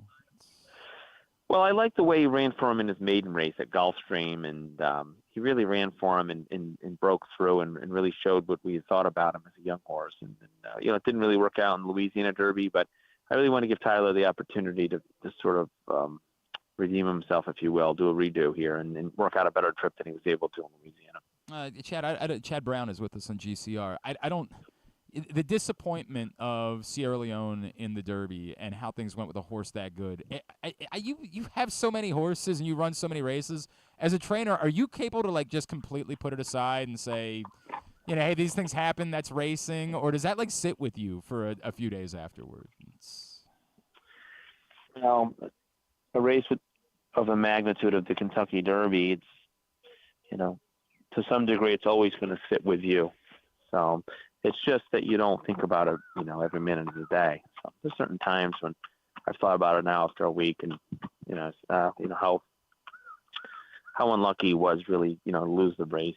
But that's horse racing, and particularly the Kentucky Derby. Just about everything has to go right. I feel to win that race, and a couple things don't go right. And you run into a horse where everything went right. Right. You're set up to get beat. So I know that going into these races, no matter how good your horse is. And I was really hoping for the best, and I was very confident going into the Kentucky Derby. But I was definitely preparing for the worst because it's such a hard race to win, and I respect that about the Derby. Understandably so. And it certainly, I don't think it changes your opinion about how good the horse is, obviously. No, the horse really showed up. We're really proud of him. And that's one thing that makes the loss a little easier to take is that the horse showed up. Yeah. He showed up on the biggest stage, and he really ran, pretty much a winning race, a winning effort. He was quite far back. I think he was 18th at the first call, and he was able to, go around really the entire field to get into the contention, which is hard to do. And nearly still won after such a challenging wide trip, and I'm very proud of his effort. Do you have a secret sauce as far as bringing a shooter into the Preakness and winning? You've done it twice, right? With cloud computing, of course, and then just with early voting a couple years ago. Is there some sort of secret sauce to how you best run a horse in the Preakness that didn't run in the Derby that you are manipulating the field somehow or something like that? No, not really. It really comes down to just having the right horses. If you're going to skip the Derby, you have a fresh horse going to the Preakness. Yeah. That's really the key. A horse that's good enough and it's fresh. And both of those horses were very lightly raced. And yeah, we had our eye on the Preakness for some time, and we sort of worked backwards a little bit, me and my team. So, we did our part, but it really just centers around having the right horse at the right time. What needs to go right on Saturday for this to make it a third? So I just feel like if he's able to save some ground to the first turn and not get hung wide, and a decent pace sets up in front of the horse, that would really benefit Tuscan Gold. If he can work out a trip, and I'll know pretty much what my chances are halfway through the race. If he's traveling well and again, not hung out in the middle of the track all the way around, I think he's going to give a really good account of himself. I feel like it's a rare thing going into the Preakness that, that you have both the Derby winner and a horse that people think is even better than that, obviously, in Muth. How good is that horse? And is there a danger to, hey, as good as we think this horse is, this is still a pretty strong field, at least at the top? Yeah. I think Muth is a really formidable foe and the likely favorite of the race. I mean, his Arkansas Derby is very, very good. Obviously, he's with a top trainer who knows how to win this race as good as anybody. Yeah. But at the end of the day, he's he does need to ship cross country and run a mile and 3/16 for this first time, as far as he's ever gone. And it's horse racing, so it's quite a challenge, but he's certainly not unbeatable. So we're gonna take a shot with our horse and see how it works out. I appreciate the sounds of it, Chad. Before we let you go, if I could, just here in Baltimore, we have spent the last few decades worried about the future of the racetrack and the future of the race, and just finally this year, the legislature got everything together, and we now know what the plans are moving forward. And it's still going to look like old Pimlico this year and next year, but we're like 4 years away from it finally being what we want it to be here in Baltimore. As someone who cares about the sport, as someone who has won this race a few times, what does it mean to you knowing that we're finally going to be able to stop talking about this, and that we know determinedly the Preakness is going to be in Baltimore and at Pimlico long term? Yeah, I think it's wonderful news. It's I originally got in this profession because of the history of the sport. And, growing up around Saratoga, really the oldest racetrack in the country is Saratoga, and the oldest trophy in horse racing is the Woodland Vase. So it's really Pimlico and the Preakness and the Woodland Vase and everything associated with it is really part of the fabric of the whole history of horse racing. And for it to be preserved this way through this news, I think it's just really exciting for me personally, and I'm happy to hear it. Yeah, and we're happy to not have to talk about it moving forward anymore, Chad. We got plenty sick of it. Chad Brown, best of luck on Saturday. Thank you for taking a couple of minutes for us this morning. We really appreciate it. Thank you. My pleasure. Take care. Bye-bye. Chad Brown, trainer of Tuscan Gold, looking for a third Preakness win this Saturday after winning in 2017 and 2022 as well. And, the draw was yesterday, 9 horses running in the Preakness. Obviously, Mystic Dan, the good news over the weekend was that Mystic Dan did come out of everything that we had talked about last week with Kenny McPeak and was eating well, and they shipped Mystic Dan up to Baltimore, and so the Derby winner will run in the Preakness, which is a godsend for everybody involved with the Preakness. It makes all the difference in the world, interest, ratings, the whole 9 yards. But then add in this really fascinating, situation, and I got to be truthful and frank with you. Normally, in the past, we would have Bob Baffert on every year, and Bob Baffert is training the favorite to win the Preakness. It's just a little complicated for me, and I don't know how to feel about it, and I completely pull the curtain back. I'm inclined, because I don't know enough to know exactly how to feel about Bob Baffert. We have not chosen to invite him on the last couple of years. It's part of the reason I like to do this the week leading up to the Preakness is, to me, the Preakness is a celebration of Baltimore. It's an event we have. I'm not trying to avoid a controversy. If it was something that I could understand better, I would be willing to meet it head on. I don't fully understand it. It does seem like Bob Baffert, was rightfully suspended from Churchill Downs. But then talking to people within the business, you say, yeah, I don't know, that it's not a whole lot. It doesn't seem like the business and the industry has turned on Bob Baffert at all. That's why I don't know what to make of it. And it's a difficult. I don't want it to be trite and come on and, hey, Bob, good to have you back. Yeah, great. And then have somebody yell at me and say, you're really not going to grill him about drugging and doping? Like, I just don't know enough. I only have so much bandwidth. I talked about that with the NHL playoffs recently. The NHL playoffs are great. I just only have so much bandwidth. I'm watching the Orioles right now. That's what I'm watching. And I have time for the NBA. Like, I'm still poking in on the NBA. I missed some of the early games because I'm watching the Orioles. Your Avalanche. What happened? I don't even know. They don't look as loaded. They are loaded, though. Well, They're you loaded. say that, but that doesn't guarantee that you're going to win. Just being loaded is not always enough. A lot of teams have been loaded over the years and didn't win. I would name them for you, but I don't know in hockey who I would say was loaded and didn't win. I mean, I could probably come up with a few examples if I really tried. Not everybody that's loaded. I mean, the Blackhawks were loaded for years. They didn't win all the Stanley Cups. Kane and Keith and Tays and they sounded loaded. Yeah, they were loaded. They were loaded, and they did. It's not like they never won, but they didn't win all of them. Even those Red Wings teams that were super loaded didn't win all of them. There you go, talking hockey. Hockey talk, right here. It's a bandwidth thing, and it's a bandwidth issue for me. I can't get to the bottom of the Bob Baffert thing in a way that's intelligent enough for me to feel like I'm the guy to have the Bob Baffert conversation this week. If he wins, he wins. Very well might. He's going to have the favorite. Muth, who was not able to run on the Kentucky Derby because Bob Baffert was suspended from Churchill Downs. Otherwise, would have run on the Kentucky Derby and he won the Arkansas Derby. He is a legitimate favorite to win the Preakness and is a fascinating storyline going into Saturday's race, just one that's complicated.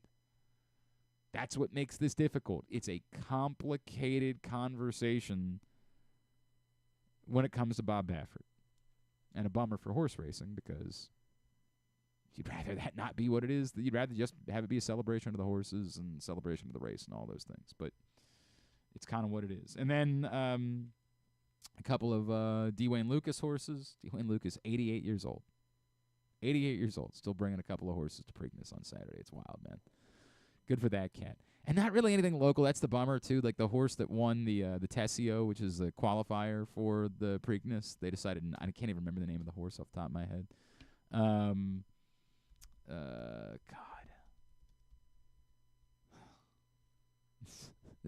I used to really, cover this. I used to go to the Kentucky Derby. I used to be all over it.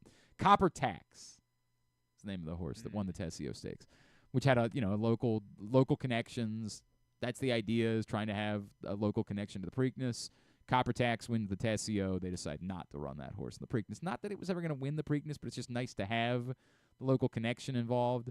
And I think the word I heard, the way that it was described to me was, look at the other horses in the field and then look at Copper Tax, and you'll see why it is they chose not to run. Just from a size perspective, you'll understand why it is they chose not to run Copper Tax in this race. But that's a bummer, just because it's neat to have more local flavor going into the Preakness and cool stories of local riders, local trainers, but just not much of that in a 9-horse field. Instead, you get a pretty good showdown between Muth and the Kentucky Derby winner, Mystic Dan.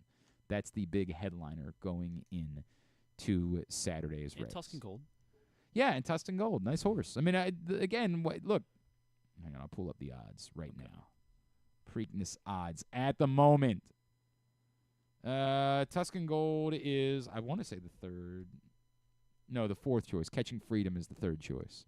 And then Tuscan Gold is, no, I'm wrong about that too. Imagination. I forgot about Imagination. My bad. Take it all back. You had you had Imagination odds.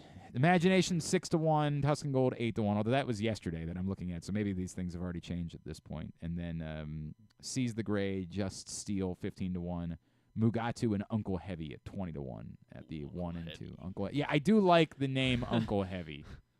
You're not gonna get me to not throw something on Uncle Heavy. We'll try to find out how we should bet on the Preakness at some point this week. All right. Still to come, we will do County Sports Zone Radio. I'll dive back into a couple of things that people have said about the Orioles. I don't ever the thing we do. I talk about this all the time. My friend Chad Dukes created the GOAT or Trash. It's almost, it works both ways. It's like the only analysis we have to offer of things are either you're the best or you suck. And then on the flip side, if you say anything, someone thinks you're saying either they're the best or they suck. It's like we've conditioned ourselves to that. That is what you're saying, though. And not at all. Yeah. Not even remotely close to that. We have lost the ability to have nuanced conversations.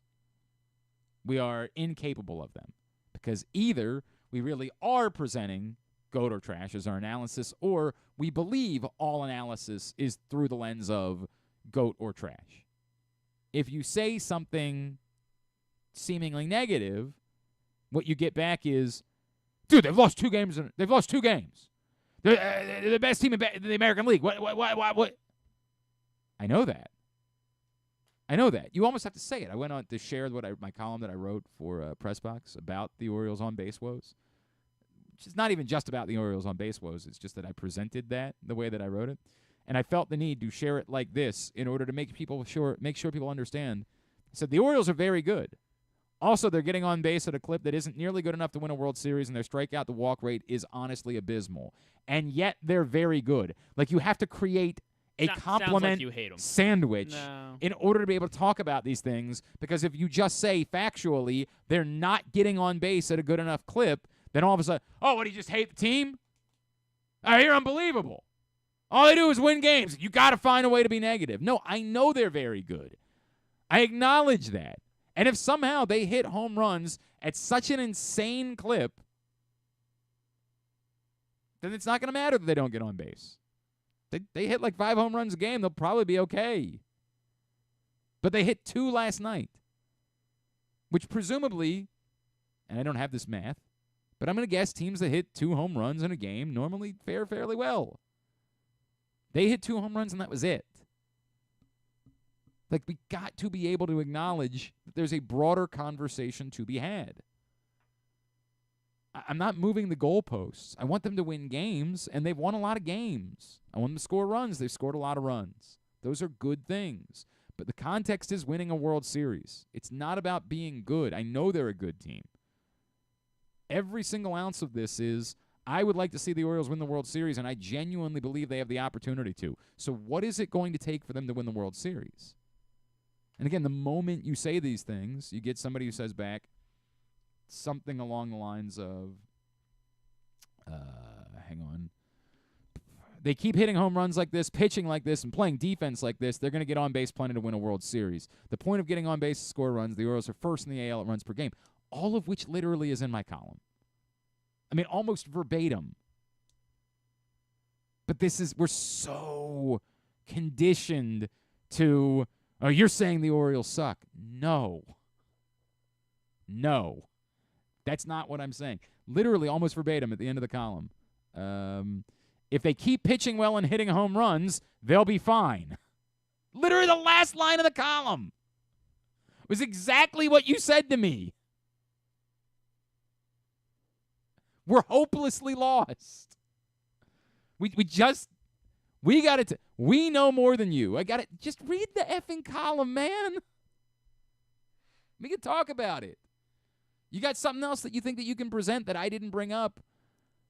By all means. Hey, yes, true. Teams with this on-base percentage don't tend to win the World Series. But look at this combination of how well they're pitching plus how many home runs they're hitting, and I can compare it to these other teams that have all won the World Series. Present something like that to me. You need to start replying with the Ken Rosenthal, at Mr. Sugar Penis, read the column. Mr. Sugar Penis is he's a good man. I don't want to fight. Well, he didn't read the columns. That's true. But it's not even just read the columns. It's like our natural instinct is, how dare you? Ha! It's just, I don't know how to explain who we are as people. There can be no nuance. There can be no context. It's bizarro world. Sai suggests the Orioles could address this problem by trying to acquire Jose Altuve. I guess. He does get on base. That part is true. Base, yeah. All right. Randy Morgan, our friend who's our ombudsman during Project Game Day. My theory is that this is at least partly a philosophy shift to be more aggressive at the plate. Trading on-base percentage for slugging. I wrote on, Randy does write for Drew'sMorningDish.com. I wrote on Drew's site yesterday, Fangraph's plate discipline stats show higher aggressions pretty much across the board, including some Norfolk guys. And I've said that in a way, I brought this up when people were talking about the fact they don't steal bases, right? That, like, they have so many good hitters in the lineup that you don't want to run the risk of taking the bat out of their hands. Now, part of it anymore is they don't really get opportunities to steal bases. They're not getting on base. But I don't think it's everyone just going rogue at the same time. Like, I don't think suddenly, but it's weird that there would be sort of like such a 0 to 60 philosophy change. And it kind of feels like it happened at the end of last year, and that was part of the issue going into the playoffs. It's weird that a team that was seemingly built on, hey, let's try to do these things. Let's try to get on base. Let's try to steal bases. Let's try to take extra bases. And that was what made them so much fun in the initial turn. It's weird that they've kind of gone diametrically the opposite way. And they are good hitters, and I think Sara shared yesterday that they have like some of the shortest and fastest swings in baseball. Try to pull up that stat.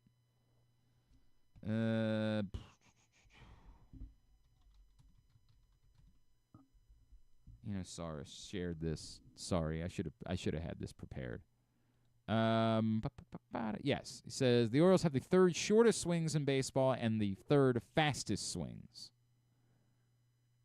I think it's fair to say that they're trying to be aggressive. Has it gone too far? It feels like perhaps it's gone too far. I get it that like it might be part of that. And a lot of this bat tracking data is all really like brand new as well. So but the Orioles are just trying to get out. Maybe you're trying to be on the cutting edge of it. You're trying to say. I guess. I don't know. I don't know what to make of that. I also don't know how much it matters. I really don't. I keep coming back to, like, I think that it matters that you get on base. I think that creating you might be able to hit a lot of home runs, but sometimes you're not going to hit a home run. And the ability to create runs when you're not hitting home runs matters. So where can you be between those two things? Where is the line between the two? Where is the line between being aggressive and yet ultimately maybe that aggression hurting you? And it's a complicated conversation that I just don't have a simple answer for. I think they're being probably too aggressive right now. I also think that it might make sense to Randy's point that it was like an organizational philosophy of, we think these guys are all hitters, let's go. But I can't ignore the strikeout to walk rate is abysmal. Like, I keep coming back, it's not bad, it's not disappointing, it's not concerning, it's almost ungodly.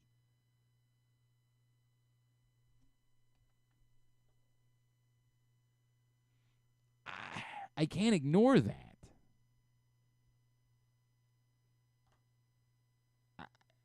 And I do think that they've been squeezed a little bit this season. It's been kind of weird because I don't watch all the other teams, and maybe, it's just such an epidemic in baseball that, like, everybody's getting. But it also feels like there have been times where they've tried maybe to take pitches that, they haven't gotten what they deserved in terms of results. But it's got to change. And they just the approach. It's got to change. It's got to change. All right, still to come, County Sports Zone Radio. We'll update everyone.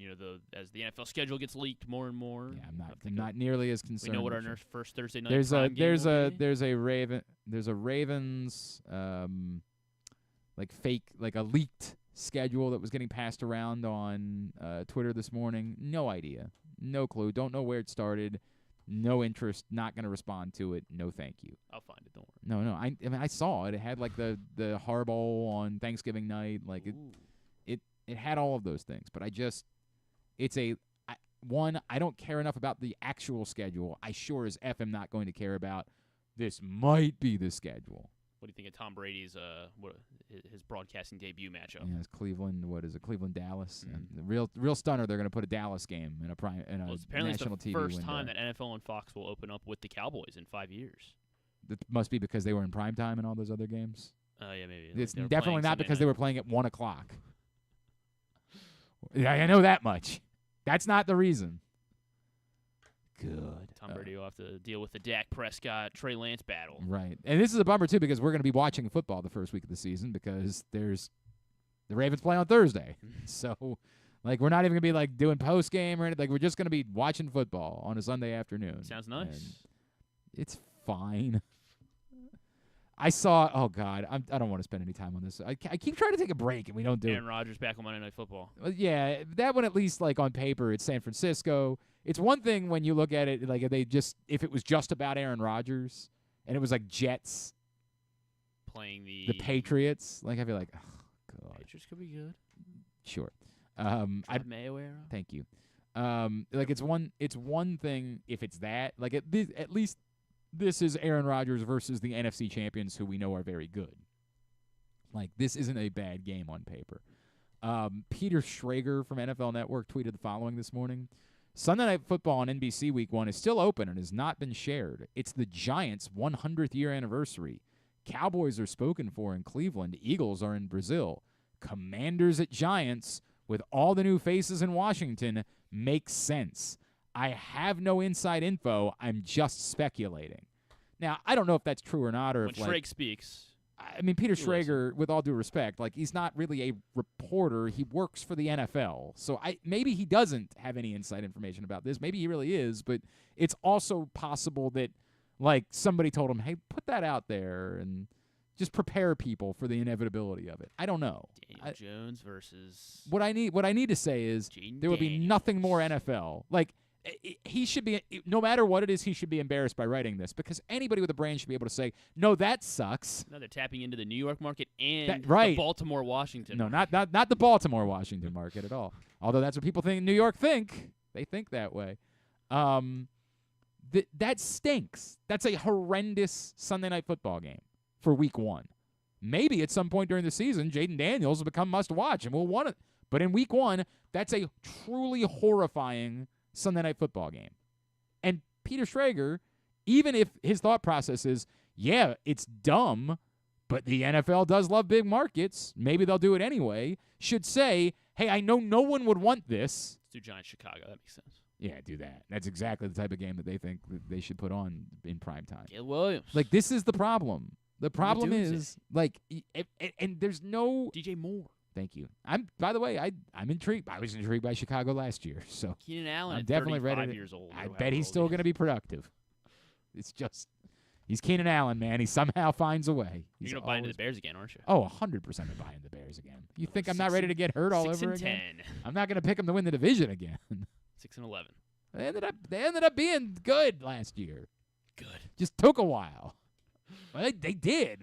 If you ignored the first half of the season, after Tyson Bagent came in, and that's right. That was everything changed when Tyson Bagent showed up. Just say it. That sucks. That would suck. But of course, it would be something the NFL would do. Of course, it would be. Like, it would be so very NFL to give a primetime game to two markets and ignore the fact that no other market in the country wants it. Yeah, so Giants, and again, Chargers, I guess. Yeah. It wouldn't be abysmal. It wouldn't be like the ratings would be awful because it's the NFL. Everything's going to get good ratings. But we've shown time and time again, put good players, good compelling matchups, and market size be damned. Kansas City and Baltimore are not the biggest markets in the country, but they got no problem going to that week 1. Why? We want to watch players and teams. Could you imagine? Yeah, so Steelers. Yeah, the biggest brand sexy left. Russell Wilson debut. Steelers Raiders. We've got to be the Sunday night take game. this break. Take a break. We'll come back in. CountySports.Zone Radio still to come. It's Glenn Clark Radio.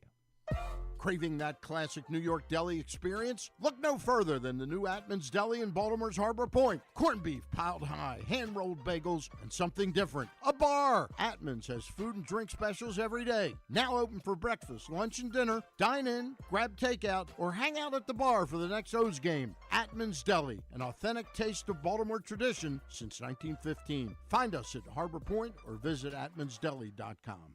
The ultimate fan experience awaits you at Sports and Social Maryland. See how we're raising the sports bar with our massive 100-foot media wall featuring 40 HD TVs and a 47-foot big screen. Bet on your favorite teams and this year's biggest events at the FanDuel Sportsbook while enjoying your favorite beers and cocktails, plus our delicious takes on bar food classics. Visit Sports and Social at Live Casino and Hotel Maryland at Arundel Mills. Must be 21. Gambling problem? Call 1-800-GAMBLER.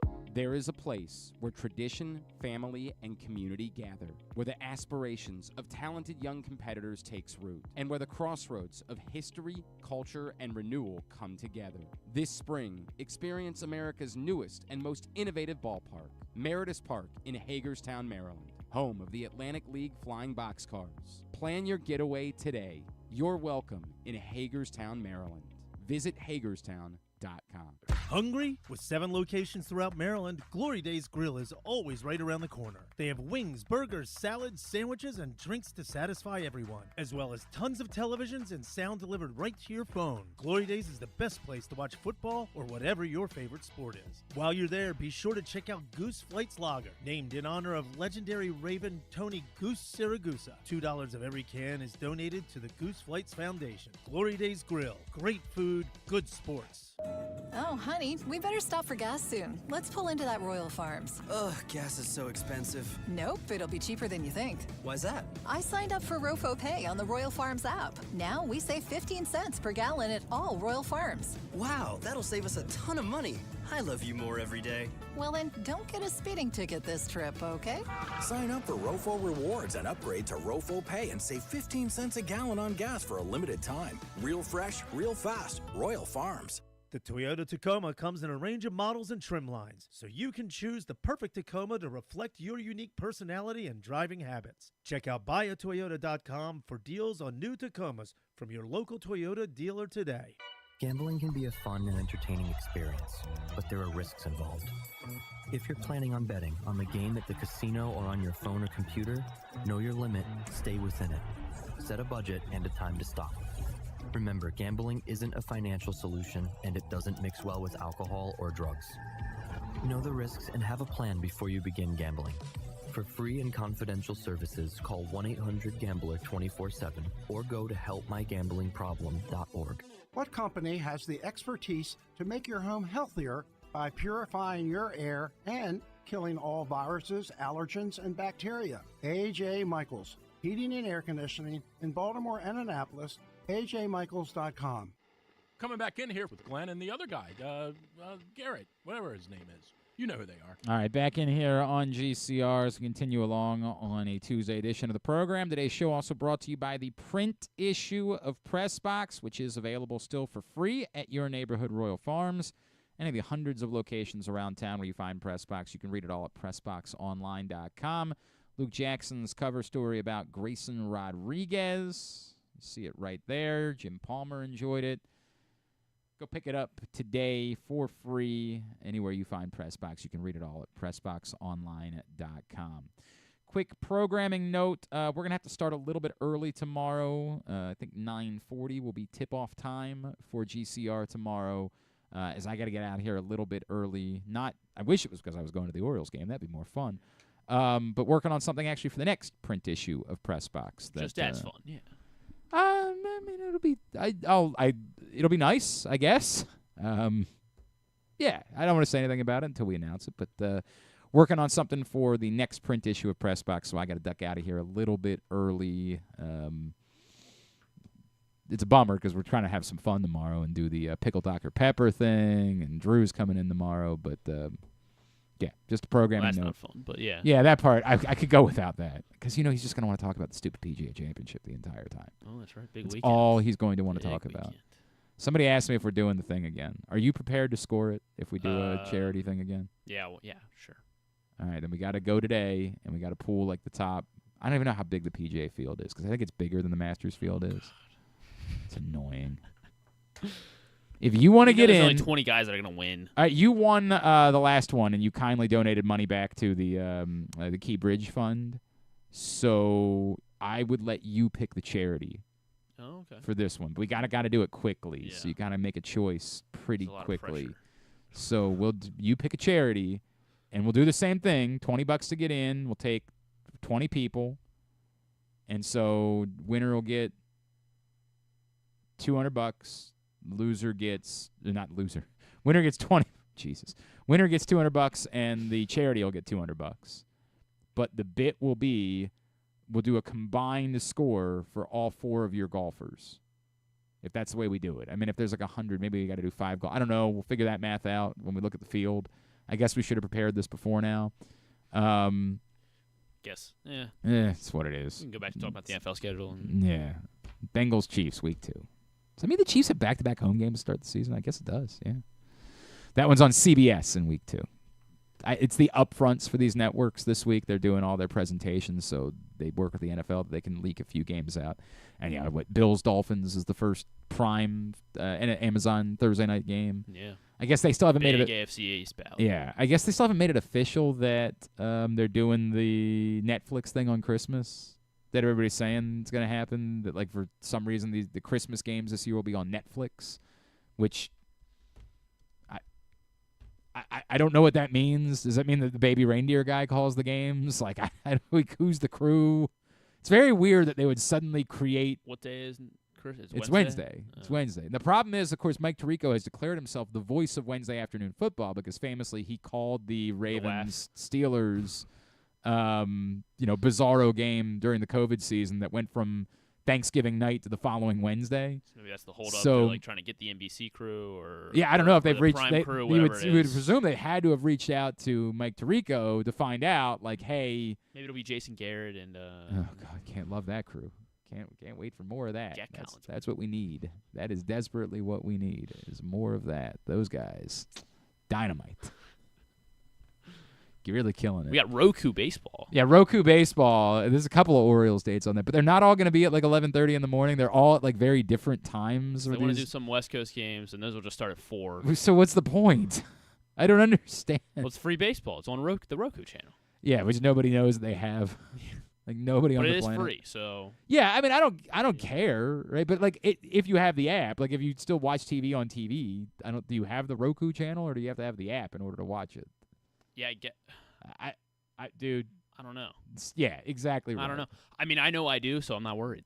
I know that we have a Roku stick here in the office. At home, I think I'm sure if you have a Roku, it'll be extremely easy because. I have a Fire Stick at home, but I think you can get the Roku channel. So I think the others you just have to download it. Dude, it's just. This is where I sound old manish. Like I'm fine with it because it's a couple of games, but like, God, it's just so much to remember.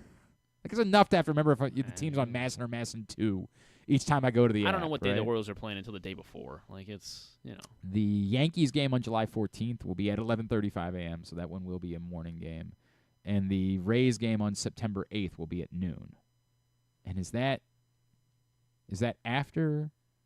No, that is not the weekend. So that's the weekend. That's not Labor Day weekend. Yeah, so Labor Day. Okay, so September 1st is a Sunday. Right. So Labor Day will be the 2nd, which so means that's why the Ravens game is the 5th. The 5th. Yeah. Oh, it's so annoying because we have a Stevenson game that night. Well, at least Stevenson's got their schedule. Yeah, but they were really excited about like kicking off primetime game, like trying to get a crowd out. Thursday night. Yeah. Yeah. That is disappointing. Are they? I guess they're not able to like move to Wednesday or Friday. I don't know. It's just a real bummer, man. It's just a real bummer. Real bummer for them. So yeah, that would be the weekend after Labor Day. So there will be no Ravens game to compete with for that Orioles Rays game on September 8th because they will have played on Thursday night. Oh, cool. So there's that. All right, are we good? What's going on here? All right, you let me know when we're good. You keep me. I'll just be over here checking my texts. See if there's any updates on the NFL schedule. Good stuff. Well, I was expecting to do the show by myself tonight, but Rita's telling me that if the baseball game rains out, that she could do the show with me. So now I got to root for rain, which is a weird feeling because I want to watch the game. Could be close. I mean, I don't know how I feel about any of this. I think they play right. If they played right now, right? So you've looked out the window, yeah, and you said right now, there's that easy. They could play because it's not even raining right now. Yeah, it's just overcast. But have you looked at the weather for later in the day? Like briefly, there's rain in the forecast. Well, for during the game, maybe there was rain in the forecast last Friday. This is dynamite. I know Friday. It was nice that they got Fridays in, except for the fact that it was miserable. 40 degrees out. Miserable. It feels like April and May might have switched by accident this year. Well, no, April was plenty rainy too, dog. Well, I feel like that most of April, like the second half of April, plenty rainy. Was hot. For like a week, it was hot. Light rain in the forecast. Yeah, I'm not Well, hang on a second. I'm seeing 60 to 75% chance around 7. At 7 o'clock, I see 48% chance. Oh no, that's tomorrow. Take it back. You're right. Tonight. Oh, it's gonna rain tomorrow too. Tonight, 76% I don't know about tomorrow. Chance. But it says light rain. That smells to me like they just try to push through it. They just try to push through it. Which is essentially what happened. That's what they did on Friday. Yeah. All right, it is Tuesday. On Tuesdays, we get caught up in what's going on in the world of high school sports, and it is a big week as we have moved into championship season in high school sports. Joined now here on GCR by Wes Brown from CountySports.Zone for CountySports.Zone Radio. Wes, good morning. How are you, sir? Doing well. How are you? I'm all right. So let's start. Let's start in the MIAA lacrosse, as today is semifinal day. Yeah, so 2 big semifinal games today here at Navy Marine Corps Memorial Stadium in Annapolis. Boys Latin versus Gilman, 1 versus 5 seed. Gilman, beat Calvert Hall pretty handedly, 12-3 in the quarterfinal, and then Spalding versus McDonough as well. With the 2 winners advancing to the championship game, which for the A and B conference are both Friday at Navy in Annapolis. So yeah, that's a pretty big surprise with Gilman pounding Calvert Hall there. But looks like 2 pretty good, obviously, semifinal games leading into the championships coming up Friday in Annapolis. And we're through the regions at the public school level, correct? Yeah, so all the lacrosse regions wrapped up last night. We just had the state reseed this morning, so we've got the new state tournament brackets up on CSZ. So we have the quarterfinals tomorrow, semifinals Friday, and then the championships next week, Tuesday through Thursday, across 3 days there at Stevenson. So I'm at CountySports.Zone right now, as that's, of course, the website where you can find all of these things out. And you can go, for example, to the if you click on the top, it says tournament brackets. Then it brings you the option in Maryland. Pull up the sport you want. I just pulled up, for example, lacrosse boys varsity and the Class 4A state tournament. I click on that, and there's the bracket. Urbana, the 1 seed, Blair, the 8 seed, Churchill, Richard Montgomery. And how about this? The 7 seed, ready to go shock the world, none other than the Fightin' Perry Hall Gators. Let's go, boys. Let's get that job done. You can find all that at County Sports Zone. All right, who is our athlete of the week? Yeah, so part of the regional action there last week, Sarah Fitter, Marriott Ridge girls lacrosse junior attack, 2 goals, 5 assists in a 14-3 win over Howard last week. She actually had a freshman teammate score a handful of goals too, so it was kind of between the 2 of them, but the Mustangs kept rolling, advancing, winning the region last night, advancing to the state tournament. Excellent. Anything else that we need to know for this week as we're into championship season? Yeah, so obviously we're still, baseball, softball are moving along as well. Obviously you guys were talking about the weather, weather permitting. Tonight is supposed to be the baseball region finals everywhere. So we'll see what gets played and what ends up getting, postponed out. But they have their championships at the end of next week. So we'll talk a little bit more about those next Tuesday. But yeah, working on wrapping that stuff up and then obviously getting into lacrosse. Excellent. And, of course, Pick'em's still available right now at County Sports Zone. Give us the rundown, website, social, the whole deal. Yeah, so, playoff pick'em for baseball and girls lacrosse so far. The new website kind of layout that we launched last week is doing pretty well. Excited to see people poke around with those, and we're still making some updates there. But all the scores, schedules, everything you need to stay up to date with this high school season as we wind down is over here on County Sports Zone. Excellent. Wes Brown, always appreciate you, man. We'll talk again next Tuesday. All right, sounds good. That's Wes Brown from County Sports Zone. CountySports.Zone, proudly sponsored by your local Toyota dealer and buyatoyota.com. We come back in, we'll get a tidbit, and we'll get Tubular to wind things down for a Tuesday edition of Glenn Clark Radio. Gambling can be a fun and entertaining experience, but there are risks involved. If you're planning on betting on the game at the casino or on your phone or computer, know your limit, stay within it. Set a budget and a time to stop. Remember, gambling isn't a financial solution, and it doesn't mix well with alcohol or drugs. Know the risks and have a plan before you begin gambling. For free and confidential services, call 1-800-GAMBLER 24/7 or go to helpmygamblingproblem.org. Discover one of Baltimore's hidden gems at Guilford Hall Brewery. Enjoy dinner in our spacious brew pub, sip a signature cocktail in our outdoor, dog-friendly beer garden, or take a tour of our brewery. Discover your new favorite local craft beer. From crisp lagers to hoppy ales, there's something for everyone to enjoy. Pair your brew with delicious appetizers and entrees. There are options for the whole family, but you have to try our fan-favorite giant pretzel. Guilford Hall Brewery, where every sip is a celebration. Visit us online at guilfordhall.com. Make the most out of every day in your Toyota RAV4. Available in hybrid or gas-only models. A RAV4 can get you where you want to go in style. Check out buyatoyota.com for deals on new RAV4s from your local Toyota dealer today. The drug scene in Maryland is changing. Fentanyl and xylazine are being added to street drugs, and you may not even know it. Xylazine is not even intended for humans, and fentanyl is an opioid 50 times stronger than heroin and contributed to over 80% of overdose deaths in our state. Anyone who uses drugs, even occasionally, is at risk of overdose. To learn more, visit stopoverdose.maryland.gov or call or text 988. Oh, honey, we better stop for gas soon. Let's pull into that Royal Farms. Ugh, gas is so expensive. Nope, it'll be cheaper than you think. Why's that? I signed up for Rofo Pay on the Royal Farms app. Now we save 15 cents per gallon at all Royal Farms. Wow, that'll save us a ton of money. I love you more every day. Well, then don't get a speeding ticket this trip, okay? Sign up for Rofo Rewards and upgrade to Rofo Pay and save 15 cents a gallon on gas for a limited time. Real fresh, real fast. Royal Farms.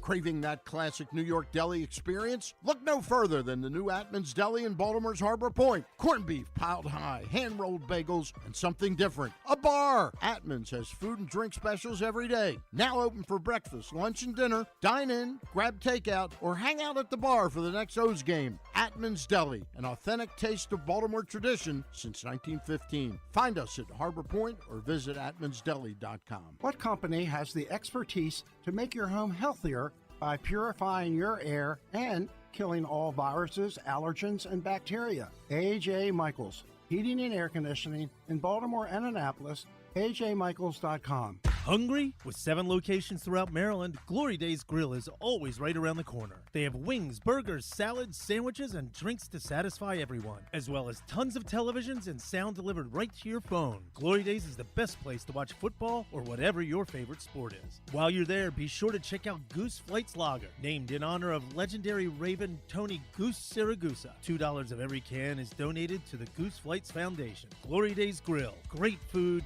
good sports. One of the things that's definitely wrong with this country is that this dude still has a job somehow, some way. Glenn Clark. I just came across a story at The Athletic that is... Apparently, Bobby Witt Jr. and Corbin Carroll are keeping baseball cards in their pockets this season so they can be sold as game-used cards. Makes sense. No, it doesn't. Well, they're game-used baseball cards. But they weren't used. Well, they probably took them out and looked at them or something. They didn't do anything with them. They weren't involved in the game. I'm not mad at them. Like, whatever. Make your money. Get whatever money you can get. God bless you. If somebody wanted to pay for my handkerchief, by all means. Like I've said before, we should start selling feet pics. I mean, I don't know what we're doing here. I have no issue with them. It's just how sad it is. There's a human being that would pay additional money for a baseball card because someone put it in their pocket during a baseball game for no purpose whatsoever. They're not using they're not getting a game-used bat. I'll never understand this world to begin with. Like, none of this will ever make sense. Like, I saw somebody that I'm friends with on Facebook posted how excited they were to get Vontae Leach's jersey from a preseason game. Ooh. I'm like, good find. What? And I love Vontae. That's my guy. Oh, you're jealous. Yeah, I that's see. exactly I what see. I'm just so. How far down the list did you have to go for that to be what you ended up being excited? It's so weird to me.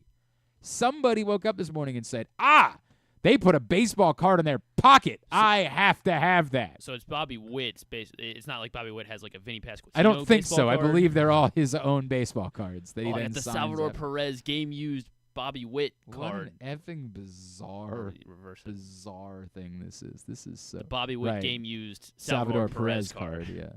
No, he signs them. It's his card. Bobby Witt signed the Salvador Perez card? No, he signed a Bobby Witt card. That I guess that'd be kind of cool. Put in his pocket during a baseball game. So stupid. I mean, in 100 years when someone sees that, they're going to be like, wow, Bobby Witt signed Salvador Perez's card while he had it in his back pocket the whole game. That's kind of cool. Yeah, that's a great point. That is probably the way it's going to go. It's so dumb. Like, just what are we as a society? Like, what does it come to? Speaking of things that are not for me, so I do get excited in the summer because it ends up being 30 for 30 season once the basketball playoffs end and the hockey playoffs end and there aren't as many marquee events. The men's College World Series last year I feel like it went later than it ever had. I feel like it did. I feel like it went like almost deep in maybe. My birthday's June 29th, and I feel like there were like games a few days before. I don't think that. Yeah, maybe the week before that there were. But like you get into July, like they have Wimbledon. They just start running out of like marquee events. They have baseball, and you just can't make any baseball game during the course of the week a marquee event. Every game at the Field of Dreams or something. That's a great point. Just try to figure out a way to gimmick your way into them all being marquee events. So they got to, do other things, and so it becomes peak 30 for 30 season. Make every game at like 10 a.m., make some games at 10 a.m., and then I'll be... I was just sent the list of 30 for 30s that ESPN's doing this summer, and they are just largely not for me. They'll make it. The first one on June 4th, I'm just here for the riot. We actually talked about this recently, the Canucks-Bruins Game 7 of the Stanley Cup Finals when the Canucks lost, and then they rioted. Because they won. No, they lost. Oh, and they were pissed. They lost, and they ended up ripping the city apart. And it was like the first time that we had something like this where it was on camera, like everybody was filming. So then people were like going and seeking out. Because like these things happened on like college campuses, and you would just kind of get away with it. But now there's like video of all of it, and so they're all being shamed online. It's mildly interesting. Mildly. I might look at it at some point, but it's certainly not going to be a priority. Okay. I have something else June 4th that you'll be watching anyway. What's June 4th? Well, I was going to get to it too. Oh, okay. On June 11th, False Positive, which is about Butch Reynolds, who was a track and field star and failed a drug test in 1990, and it changed his life, and then he spent like years fighting it to get vindication, and I'm sure it impacted his life. I'm sure it's a compelling story, and if I watch it, I'm sure I'll be compelled by it, but it's just not. I just don't know enough about it for me to say like, yeah, I'm gonna go out of my way to watch it. It's gonna depend how good how well done these trailers are. I think. Yeah, look, I have ESPN Plus, so like I'll be able to watch these at some point, and I probably will. But say that one, I'm probably more inclined than the hockey one. I would go the other way around. I would really? say that just because I remember it so well. What year like I remember was the Canucks? 11, I want to say. No. Like it was a big story. Like, dude, you couldn't. And there was a famous picture of like two people kissing in the middle of the riot that everybody compared to like the famous Navy kissing. It's the World War II. Yeah, this is wild. This one I will not be spending any time with. No how, no way, no scope. The story of FaZe Clan. Oh, ESPN's getting involved with this? It's FaZe Clan is apparently a group of video gamers of some sort, and they're doing a 30 for 30 about what gamers are they going to be focusing on? What do they call it? No scope. No scope. The story of FaZe Clan. Jesus Christ! You can enjoy. Yeah, I that mean, I one. guess that one I'll be watching. That one is on July 1st. I will definitely. This is the only one all summer that I have any real interest in. American Son, about Michael Chang, young tennis prodigy, of course, famously won the French Open in 1989. I'm fascinated by the story of Michael Chang, so I will watch that on July 29th. But I acknowledge that one's for me and not for a lot of other people. And then on August 3rd, again, not a chance in hell, Dude Perfect, a very long shot. You're right. This is a tough. It's a real. I mean, Dude Perfect's right up my alley. But I don't even like. I don't know what they did to warrant a 30 for. That's 30. what I don't dislike those. I don't like. I remember they first came out, like seeing their content and being like, it's cool, and then it was just the same thing. Like it was just more trick. I'm like, okay, I've seen it. Like I'm good. There's no depth there. The thought that they go tour and people go, why? I'm sorry, it's just not. And they seem like they're decent enough fellas. Like it's nothing. I appreciate their hustle and what they built for themselves, and God bless them. It's just if the original content ain't for me, the content about the content sure as hell ain't gonna be for me. That it's gonna be a no from me, dog, on the Dude Perfect 30 for 30. So yeah, that's the run of 30 for 30s this summer. Just not exactly like a. I can't find any names of what gamers they're following in the FaZe Clan thing. I don't know. I think it'll depend which ones. Good luck to you. And there's just nothing in there is other than to me Michael Chang is compelling. Like that's probably the best sports story that they have. It's definitely the best sports story. There's no doubt about that. The Butch Reynolds, I guess. Yeah, but I guess. Yeah, that is weird. Like the American Gladiators one last summer, I thought was good. And then I watched the Netflix American Gladiators documentary, and it was so much better. As the group faces hurdles and pushes boundaries. Dude Perfect. Ugh. Like that feels like something they would have paid for. Like the story resonates as a testament to teamwork, ambition. Like that feels like sponsored. Drama. That feels like sponsored content, man. Like that one. I can't fathom. All right, if we had to rank the 5.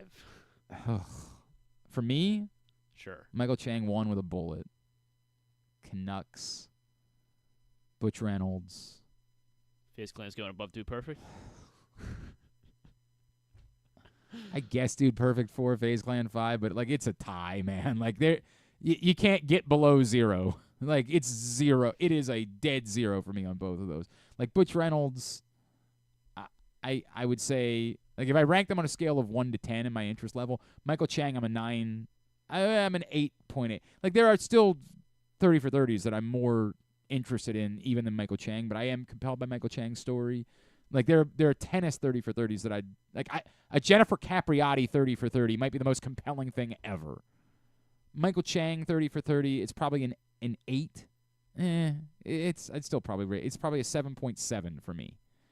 The Canucks one, I don't know, like a 4. Butch Reynolds is like a 1.5. And then 0 and 0 for the other two. You're going to be watching. The scale is 1 to 10. Yeah. 0. That's the answer. Dead 0. All right, let's get a tidbit. Tidbit is brought to you today by Atman's Deli in Harbor Point. Everything you love about the original Atman's Deli. Now they also have a full bar at the brand new Atman's Deli in Harbor Point. The corned beef piled high, the deli sandwiches, the hot dogs with the bologna, all of it. Daily specials. Find out more at atmansdeli.com. And again, the full bar for you to hang out, watch games. If you're waiting out the rain before a game, that's a great place to do it. Just hang out in Harbor Point, and once it looks like the rain's going away, then wander over to the ballpark. Or if the rain doesn't go away, you're still at a great place to hang out for the rest of the night. Atman's Deli, atmansdeli.com. Seth Lugo for the Kansas City Royals really on good. Sunday. Yes, very good outing. Had 12 strikeouts. Did not walk a batter through 8 innings for the Royals. So it made me want to look up the Orioles' history, of course, with no walks and 12-plus strikeouts. There have been 5 pitchers to record 12 strikeout games without issuing a walk. Ever? In Orioles I history. was like, what? In Orioles history. 5 with 12 strikeouts, no walks. Messina. Yes, Musino. Tied for the most, 15 strikeouts and no walks. Palmer. Back in 2000. Jim Palmer did not do this. Well, he stinks. There are 12 guys on the list if you extend it to 11 strikeout, no walks. Palmer's on that list. John Means in the no-hitter, right? John Means in the no-hitter. I did it twice, actually, in the no-hitter and then also on September 20th, 2020. Everyone remembers that game. Gets the Rays. Sure. In front of nobody. I mean, McNally. No, not McNally. Cuellar. Not Cuellar. Neither had an 11 strikeout game either with no walks. How about that? Chris Tillman. No Chris Tillman. This is going well. How about I'm just gonna name. I'm just gonna. I want you to get 2 more because there's 2 that you need to get. There's one that I need to get. You say yes. There's one that did it in 1962 that I don't think you'll get. Oh, okay. Well, hang on a second. Now that you say it's 1962, was it Milt Pappas? It was not Milt.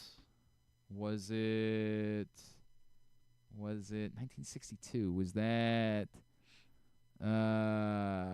Steve Barber? Not Steve Barber. Was it Hoyt Wilhelm? It wasn't Hoyt. I might. He was an Oriole. Hoyt was an Oriole. You don't know that, really? I didn't know that. Yeah. Not long, right? Really. Hoyt Wilhelm was an Oriole for a bit. Hoyt Wilhelm was an Oriole for, I want to say, 5 or 6 years. Oh, wow. Yeah. Hey, he lives in Sarasota. I didn't know Hoyt Wilhelm. He's still with us? Oh, wait, no, sorry. I was going to say, I didn't think he so. He lived in yeah. Sarasota. I don't think that's the case. Passed away in Sarasota. See, I'm reviving people. 1962. He did pitch with the Orioles in 1962. He's not the answer. Robin Roberts? Not Robin Roberts. All right, tell me who it was. Dick Hall. Oh, Dick Hall. I could have gotten there eventually, maybe. I could have maybe gotten there. All right. Okay, so let's just go through it. Scott Erickson, Sidney Ponson, Daniel Cabrera, You're guessing Rodrigo Lopez. Some good? No. Kyle Bradish. Well, I guess one of them is not good. Kyle Radish had 11. He's on this list for 11. Grayson Rodriguez. No I don't remember him having a game like this. Wei-Yin Chen, Miguel Gonzalez, Eric Bedard. Eric Bedard, twice. That is surprising because he didn't work deep enough into games typically to get to 12 strikeouts. He had a complete game against the Rangers in 07. This was not the game that they gave up 30 runs to the Rangers in 07. He had 15 strikeouts. 15 strikeouts. 07 was quite a year. Yeah. A lot going on there. Dennis Martinez. No. Mike Boddicker. No. Storm Davis. No. Scotty McGregor. No. Christ. No, not him either. Ben McDonald. No. David Wells. He would be on the 11 list. Son of a bitch. Kevin Brown. Nope. Jimmy Key. Nope. Rodrigo Lopez. Guessed him no. Did I? It's kind of hard to separate everybody. 19. Okay, so it's before 2000. Yes. I got that going for me, which is nice. Steve Stone. 78. Not Steve Stone.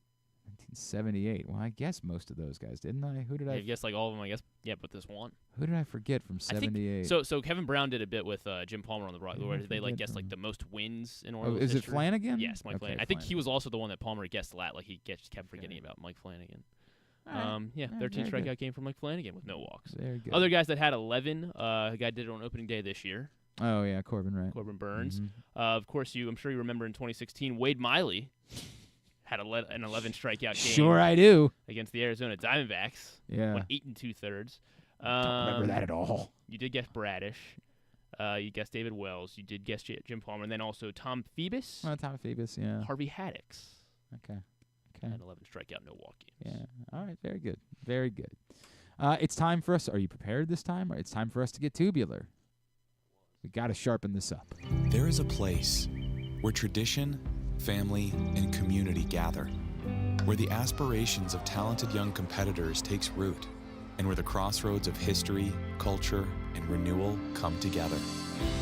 This spring, experience America's newest and most innovative ballpark, Meritus Park in Hagerstown, Maryland, home of the Atlantic League Flying Boxcars. Plan your getaway today. You're welcome in Hagerstown, Maryland. By the way, Patrick Stevens pointed out to me that right now, unfortunately, when he sent it to me, the opening bid was at $20. It's gone up considerably. You could bet or you could bid to win a lot, which is everything from inside an abandoned Red Lobster in Alabama. And when he sent it to me, the bid was sitting at $20. To which I said, "Well, I kind of have to bid 21, don't I?" I mean, I don't know what I'm going to do with it, but how do you not?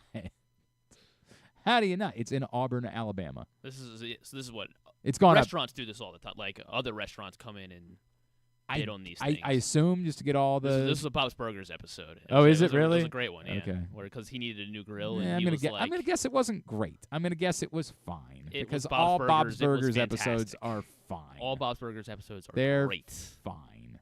I haven't watched the recent ones, but it's up to $1,860, which still seems like a steal. It does. That's why these restaurant managers and owners are like, Still seems like a steal to get everything. I might get a grill out of this. All contents. Key items include a high-performance ovens, upright refrigerators and freezers, cooking and warming solutions, comprehensive bar and dining setups. Man, I got to get a new grill for the summer. That's typically how they do it. Is that it's like it would be like just one thing. So it'd be like you'll go everything in one lot from this one Red Lobster in Alabama. And again, when Patrick sent it to me, it was $20, and I said, "Welp, I'm going to put a bid in, and then I'll solve that. I'll deal with it. If I happen to win, I'll deal with the problem when I deal with it. I'm not going to be winning this one. It has already gone past where it would be any fun." All right, here's what's coming up tonight, totally tubular-wise. Orioles, Blue Jays, Game 2, Chris Bassett, Kyle Bradish, the pitching matchup, just after 6:30 on Masson. Hopefully. Yes, correct. Griffin says, right now we're good. Go ahead and start now, actually. Go ahead. Yes, go ahead and move it up. TNT and True TV for NBA playoffs action. Pacers, Knicks, Game 5 at 8 o'clock. Timberwolves, Nuggets, Game 5, both pivotal Game 5s. That's tonight at 10:30 for Timberwolves, Nuggets. ESPN Stanley Cup playoffs, Game 5 between the Bruins and Panthers at 7. Canucks, Oilers, Game 4 at 9:30. WNBA season gets underway tonight. Indiana Fever on the road. They didn't plan that appropriately. They open up Thursday. I don't know if that's on the road at the Connecticut Sun tonight at 7:30 on ESPN2. That game is sold out in the Mohegan Sun Arena between the Indiana Fever and the Connecticut Sun. Followed by the Mercury and the Aces at 10 o'clock. The defending champs open up the season. The Washington Mystics open up tonight at home against the New York Liberty. That game is on Monumental and ESPN3 at 7 o'clock. And then also on ESPN3, Minnesota Lynx, Seattle Storm at 10. Other baseball tonight, Masson 2, Nationals, White Sox, 7:30. MLB Network, Phillies, Mets at 1, Rockies, Padres at 10:30. TBS, Yankees, Twins at 7:30. MLB TV, Royals, Mariners at 9:40. That's the free game, and ESPN Plus has Reds, Diamondbacks at 9:40 as well. USA Network for first for Tottenham Hotspur and Man City at 3 o'clock. Decision day is Sunday, right, in the Premier League? Yeah, I believe so. Is it already decided at this point? Or is there still I think we know who's getting relegated. Okay. But I mean, everything's. Yeah, I don't think there's WWE not a ton of drama. NXT tonight at 8 on USA as well. If you say, I'm sorry. Well, go ahead again, bandwidth issues, so I'm out. Okay, no, yeah, City and Arsenal are very close. All right. Oh, very good. City plays today, right? They play Tottenham. That will help if they win. And where would that? Believe it or not, it will help if they win. You're kidding. I don't believe this. With a win, they go 2 points up over Arsenal. They're currently a point behind. Oh, but does Arsenal have they played the same amount of games, or does Arsenal? Arsenal is at 37 right now. So their final game will be Sunday against Everton. City plays today, and then they play West Ham. Oh, how about that?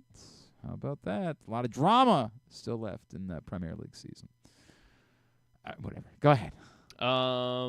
Oh, your boy Jimmy Fallon celebrating 10 years tonight. Can't miss that. Of The Tonight Show. The Tonight Show special. It starts at 9, actually, on NBC. Well, that's too bad. Is it? Right as the radio show's ending, so I can be sure to not watch. It is the season 11 reunion special of Vanderpump Rules and Bravo at 8. Can't miss that. Good day. You can go right from Vanderpump into Fallon. I don't like anything. It's just over. New episode of The Veil. Please with Josh. I haven't Charles watched yet, but I will. This looks like a good book clubber. The Pillowcase Murders on Paramount Plus. Ooh, so murder. I mean, yeah, you say that it's pretty sad. Oh, A bunch of old ladies in like the Dallas area, Jesus Christ, like die, and then police just assume it was like all natural, like they fell or something because they're elderly. And then as it turns out, the families keep looking into it, and it turns out there's a serial killer who would prey on these elderly women, and by offering to help them, and then he would I don't know if I want to watch this. Murder them and steal their jewelry to sell it. Yeah. Oh. Pretty sad. Yeah. The Pillowcase Murders. You were making jokes. God. What a monster. I wasn't making. You said murder. It was very inappropriate. That was me? It was very inappropriate. And then on Seth Meyers is going to have Ed O'Neill and Nikki Glazer. The package deal. They tore together. So Ed O'Neill, this comes out June 4th, so you'll be watching this instead of whatever this is the Canucks. That would be the Canucks 30 for 30. He plays Donald Sterling in the show called Clipped. Yeah. I mean, it doesn't replace Winning Time because Winning Time was People that good. are calling it Losing Time. Yeah, I'd be willing to watch it though. I will be willing to watch it. That will happen. Lawrence Fishburne is Doc Rivers. Okay. All right. That's good. I will watch. There's no doubt I will watch. All right, very good. Thanks today to Wes Brown. Thanks to Chad Brown. It was an hour for the Browns. Brown hour here in the 11 a.m. hour. Of course, the trainer at Tuscan Gold. Thanks also to Bob Nightengale and to Patrick Stevens. We'll get it all up in the greatest hits section of the Oh, my God, it's so good. tab at GlennClarkRadio.com. Tomorrow, again, we're starting early at 9:40. Drew's going to join us. Ajax Zapatello from Maryland Lacrosse, the number 3 overall pick of the Whip Snakes. He's getting ready to play Duke on Saturday in the quarterfinals. We'll catch up with him. Also, tomorrow we're talking to Dr. Pepper Pickles. We are doing that, but we're talking to Dylan Bundy, Correct. former Orioles pitcher who just announced his retirement from baseball. And, yeah, Proctor's apparently coming by. Is he doing a quiz? I guess I'll find out. I do miss. There was only one sports question last night. We did win, although it was hairy at the end. Well done. Yeah, hung on by 1 point because I was not confident in our final answer. But we did win. The only sports question was there are only 2 players in the Baseball Hall of Fame with the New York Mets on their cap. Wow. Mm-hmm. Not David Wright. If you're trying to get me to give you anything, I'm not going to do it. Well, I'm just trying to buy time so I can think for a second. I'm going to cover my mouth so you can't get even a poker face. Ed Charles. No. Darn. Ed Charles? Yeah. Is that really your answer? That was a guess. Really? Mets players. I don't know why I can't think of any good Mets players. Ed Charles was a 0-time All-Star during his career. Oh, really? Yes. I don't know why you thought Ed Charles was in the Baseball Hall of Fame. I don't know. I thought he was okay. Yeah. Thought he had a couple hits. He did. He had 86 career home runs. Didn't he do something big for the? Yeah, you thought it because he was involved in 42. Yeah, he was on the 69 Mets. Yes. Yeah, I thought he was a big part of the 69. All right, whatever. Yeah. I mean, jeez. I guess this is a good trivia question. Why can't I think of? I guess are you gonna? One's obvious. One. Crap. And then I was between 3 people for the second one. I cannot think of any good Met players. This is not good. This is a very, very bad sign. One of them is incredibly obvious. Probably. Overwhelmingly so. Not too obvious. No, it's that obvious. This is really he was always a Met. He was only always a Met. No, he went to other teams, but he was. Is known as a Met.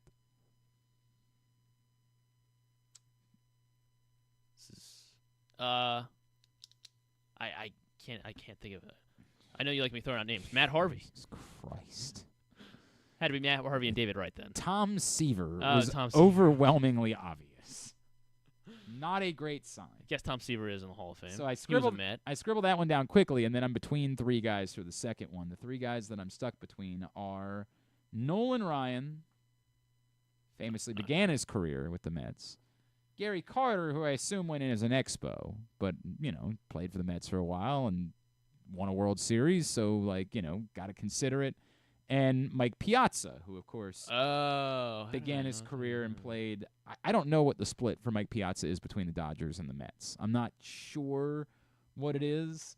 And I'm trying to explain to everybody at the table, hey, this is such a subjective thing because, you can pick which team you put on your hat. It's a bizarro world thing. I'm leaning towards not Mike Piazza.